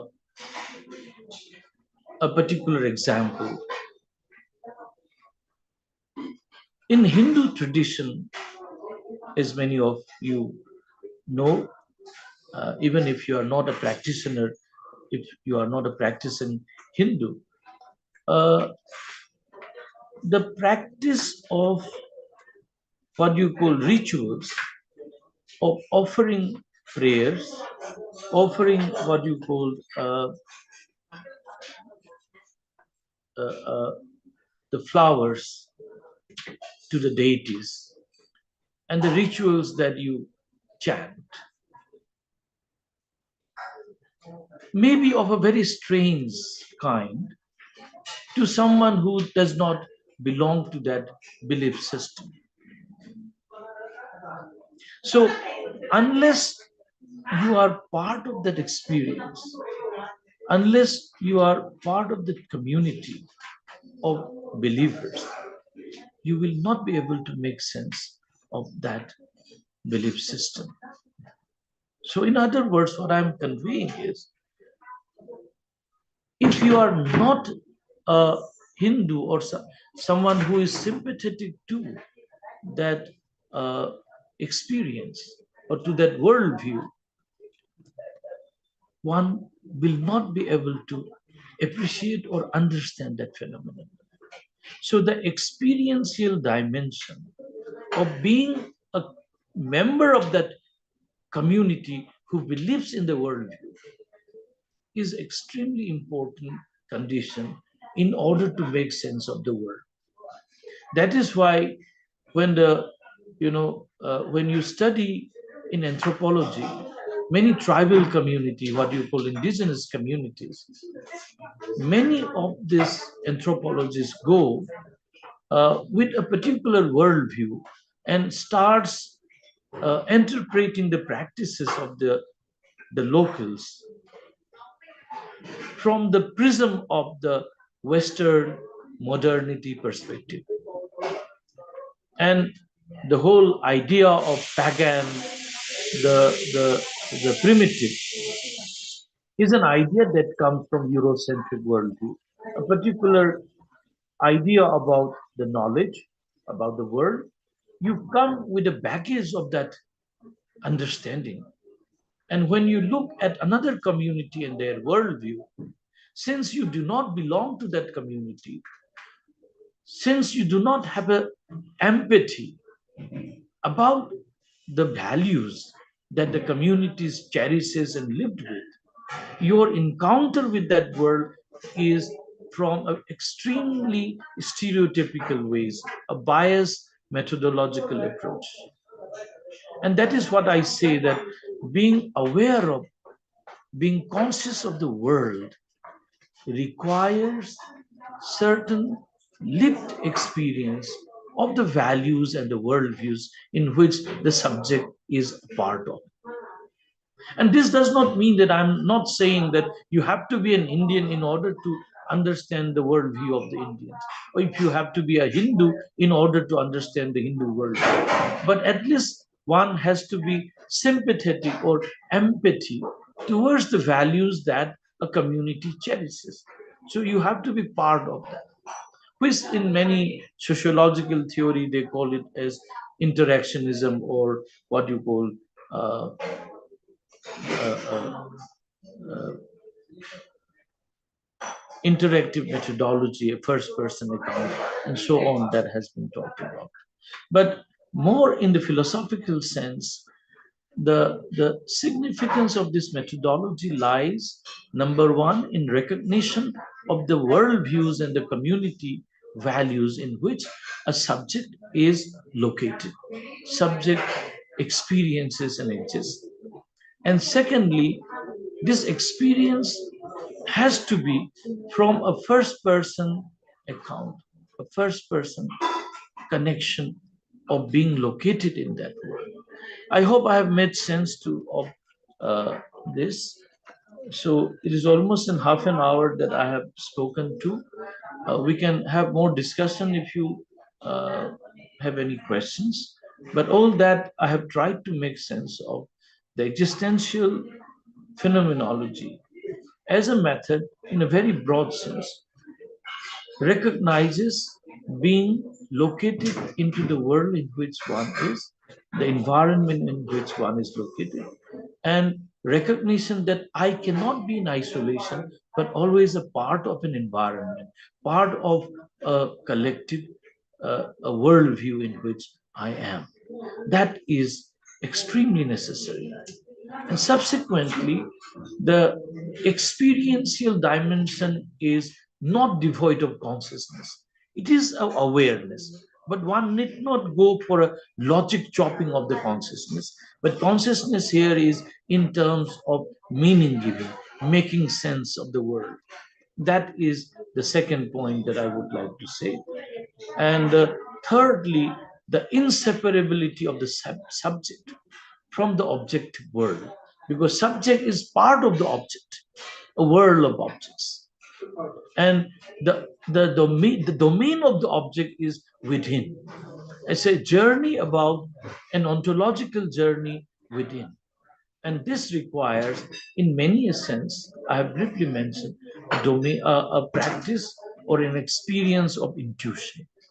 An intuitive experience is extremely important in understanding what you call consciousness in a lived world and lived experience. So all that I will put a stop, and maybe others can raise questions or comments, and I'm ready to respond to you.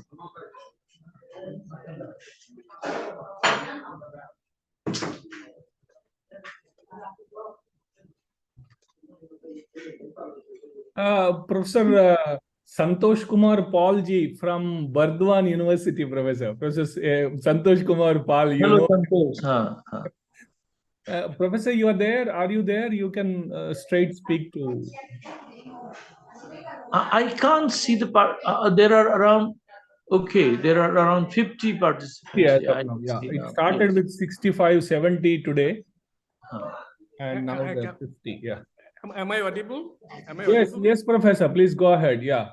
Oh, acha, Good acha. How are evening. you, Good sir? evening, Professor. Fine, Santosh. How are you? I am okay, sir. I am okay, sir. I was listening to your actually. I am in a very remote place at the moment. So yes, phenomenological and also anthropological issues. The first thing which gives me problem is that if we follow the Husserlian tradition in the tradition of transcendental phenomenology, then the other must be ultimately my creation, or you can say my constitution. So how the objectivity of the other be maintained? That is my humble query to you. Okay, sir. Okay. Let me try to answer you. In fact, what you asked is basically, if I am not mistaken, what Husserl himself was critiquing. If my knowledge about the world is exclusively created by me, then I am falling into what he called psychologism. That in my state of mind, I create meaning about the world on my own. But Husserl is trying to break away from this psychologism, what he called. Yes, yes. And he is recognizing that there is an object of knowledge which is not my creation. See, the knowledge, what he calls eidos or essence about the world, is not my creation for Husserl. But one thing he says that he is not a realist. So he doesn't say that world exists independent of me. And that is what he said, that presuppositionless, that I do not begin with this idea that the world is or world is not. But certainly I am an encounter with an object of knowledge, and that object of knowledge could be what you call object of my imagination, object of my perception. But I do not begin with this very preconceived idea that the world is real, independent of me. That Husserl is critiquing. So the knowledge that he talked about is not independent of the world. There is a world of which I encounter, but I don't call it that world as real or unreal prior to my encounter. Yes. So he is trying to very go for a tightrope walk, not to be a realist, which recognizes the reality of the world independent of me on the one side, but he also denies the very possibility of knowledge totally generated by me. Husserl is not doing that either. So he is recognizing that I can know about the world, I encounter the world, but I do not begin with that world is real or unreal prior to my encounter with the world. So that is where he says he is neither a realist nor a psychologist, but he is a phenomenologist. Yeah. Yes, sir. Understood, sir. Understood. Okay, sir. Thank you very much. Okay.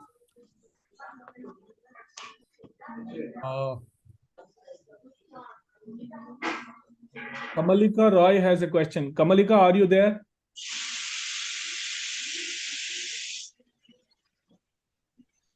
Yes, sir. Please go ahead. Go ahead. Yeah. Sir, my question is that you just told that we can have a grasp of others through sympathy and empathy.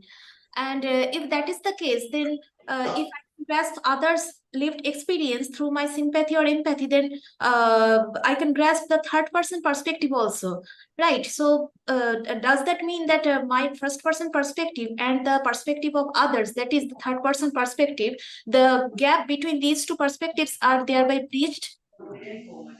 Yeah, I would if I could understand you correctly, what you are saying is in my this articulation of the existential phenomenologist, the first person and third person merges, right? Is that what you're saying?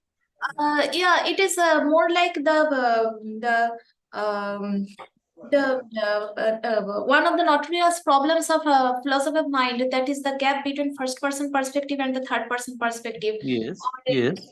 or if I paraphrase it another way, that it is somehow related with the problem of other minds, that we cannot know whether others have mental states or what are their mental states like. So if Yeah. we can grasp others lived experience through our sympathy and empathy, then does this mean that we can thereby cover up this gap between our own perspective and others perspectives, and thereby it is a kind of solution to the problem of other minds? Yes, though my lecture was not on, though I did mention about knowing others' mind briefly, in order to bring out the what you call immediacy of the first person experience, but at the same time, to challenge that very idea of immediacy, because this immediate first person experience also has its own limitations. Yeah. This first person experience is meaningful only in the collective domain, in your encounter with the others. I gave you the example of Hindu way of worship or Christian way of. I talked about religion primarily because a religious practice is one such practice in which people are involved. People are have strong faith in the practice they adhere into, and they have strong belief, right?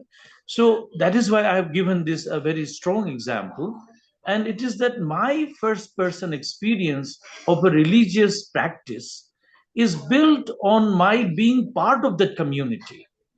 And that community involves not only me, but others too. I cannot say with certainty what the other is thinking, but certainly the way the rituals we practice, somehow we have a sense of commitment to the values, a sharing of the values.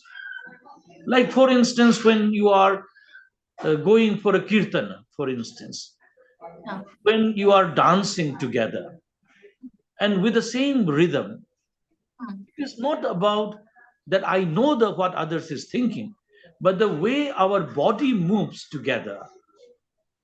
Ritually, you are one together, not in isolation.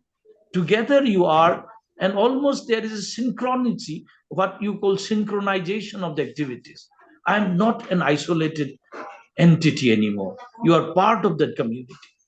And it is from that experience itself that we have a shared experience. My first person experience, the one you do primarily because we behave, we move our bodies, we live our bodies in a particular way together. I hope I made sense to you. Yeah, sir. From what I understand is that this this point of view cannot totally bridge the gap between the first person and the third person perspective, because from phenomenological point of view, I am a part of the holistic thing, right? I am a part of the society. Yeah. I am See, living. in philosophy of mind, the first person and the third person accounts are very clear headed, in a way, I would say, axiomatic take, right? Yeah. Already in your philosophy of mind, you have two perspectives axiomatically taken as first person and third person. Yeah. But all that I'm saying is, in the existential phenomenological perspective, there is a what you call blurring of the first person and the third person. But talking about the collective shared lived experience, that is what I'm trying to focus on. Yeah. Dr. Shipra, you have a question to your own teacher. You asked it many times. Yes, sir. No? You want to ask one more time. You asked Thank it you, sir. Thank you, sir. Hello, Shipra. How are you? Hello, fine, sir. Good evening, sir. Good Sir, evening. I remember JNU classroom while listening to you. So, Okay. sir, about lived experience, I have a question. So, you taught me that lived experience are engagement with the world, and these are our habitation in the world. That's fine. But today, when you said that my habitation is not logical, or it's not about reasoning, it's it can include that intuition. I mean, lived experience is intuition. I mean, intuition can be included in It lived has an experience. intuitive element. Yeah, that's what I Yes, say. yes. But can we include dreams and imagination in lived experience? Because uh, those aspects are not habitation or not engagement with the world. See, the idea of imagination cannot be devoid of the world in which you are in, right? Say, I imagine myself to be a millionaire. Okay. Now, I am not a millionaire. I can never be a millionaire, but I imagine myself, I dream of becoming very, very rich. But that imagination is possible as an imagination primarily because I know the world of wealth in which people are living. I have seen people around me. So, not only the vocabulary, but the lived experience that I have about others, how the rich people live, and that is how I say, I wish I could be a millionaire. So, to that extent, imagination is not devoid of the world in which I live, I exist. Okay. So what about Am I dreams? making? Yes, sir. But what about Well, dreams that are not about those dreams which see those dreams which I don't like, or I don't wish to be, or I don't wish to become something else, and those dreams comes in my mind. Are they uh, where they No, exist? I mean, I, are I'm they not lived very, experience? I'm not very clear about what you mean by dream. Are you saying that you are sleeping and in the sleep you dreamt of someone and then you remember when you wake up? Or are you talking about dreaming in the sense that, oh, I want to become rich, I want to become the prime minister of this, I'm No, dreaming? sir. Is that what So are you dream saying? in the first case, In dreaming the about first that case, when, yeah. see, while you are dreaming, you will never know that you are dreaming, right? It Yeah. is only when you wake up that you say, oh, I was dreaming. So talking about that experience of dream as a part of the lived experience, I would not like to put it. You can say, well, I had a dream yesterday. I saw my father who had passed away. I dreamt of him. But I can talk about my dead father who is no more only when I wake up. But then you can say, well, I dreamt about it because maybe I was remembering my father. That is why I dreamt about him. This is all that you can say, but you cannot talk about the dream at that moment of dreaming, because that is in a different state altogether. So I cannot say beyond that. Only you can talk about the dreams as something you remember, right? If you don't remember, then you can't talk about dreams. Sometimes it happens, you say, oh, I dreamt something very interesting, but I have forgotten about it, right? Yes. It happens with us. We had a dream, and a dream you wanted to prolong. Somebody wake you up and you say, oh, I dreamt, but I forgot. It happens. Yes. So you Yes. can't talk about it. So it is only afterwards, post the dream, that you talk about the dream. So it is all that I can say. Yeah. Okay. Thank you, sir. Thank you. Thank you. Dr. Till Munmun, what time? we will we will wind up because Yeah, I think so. Yeah, I'm so we'll sorry. I'm now in Manipur in a place. Suddenly, I'm and in another place where connectivity and the neighboring issues. understand. So Dr. Munmun, you can thank, then we will end with Yeah, this. yes. Thank you so much, sir, for this very lucid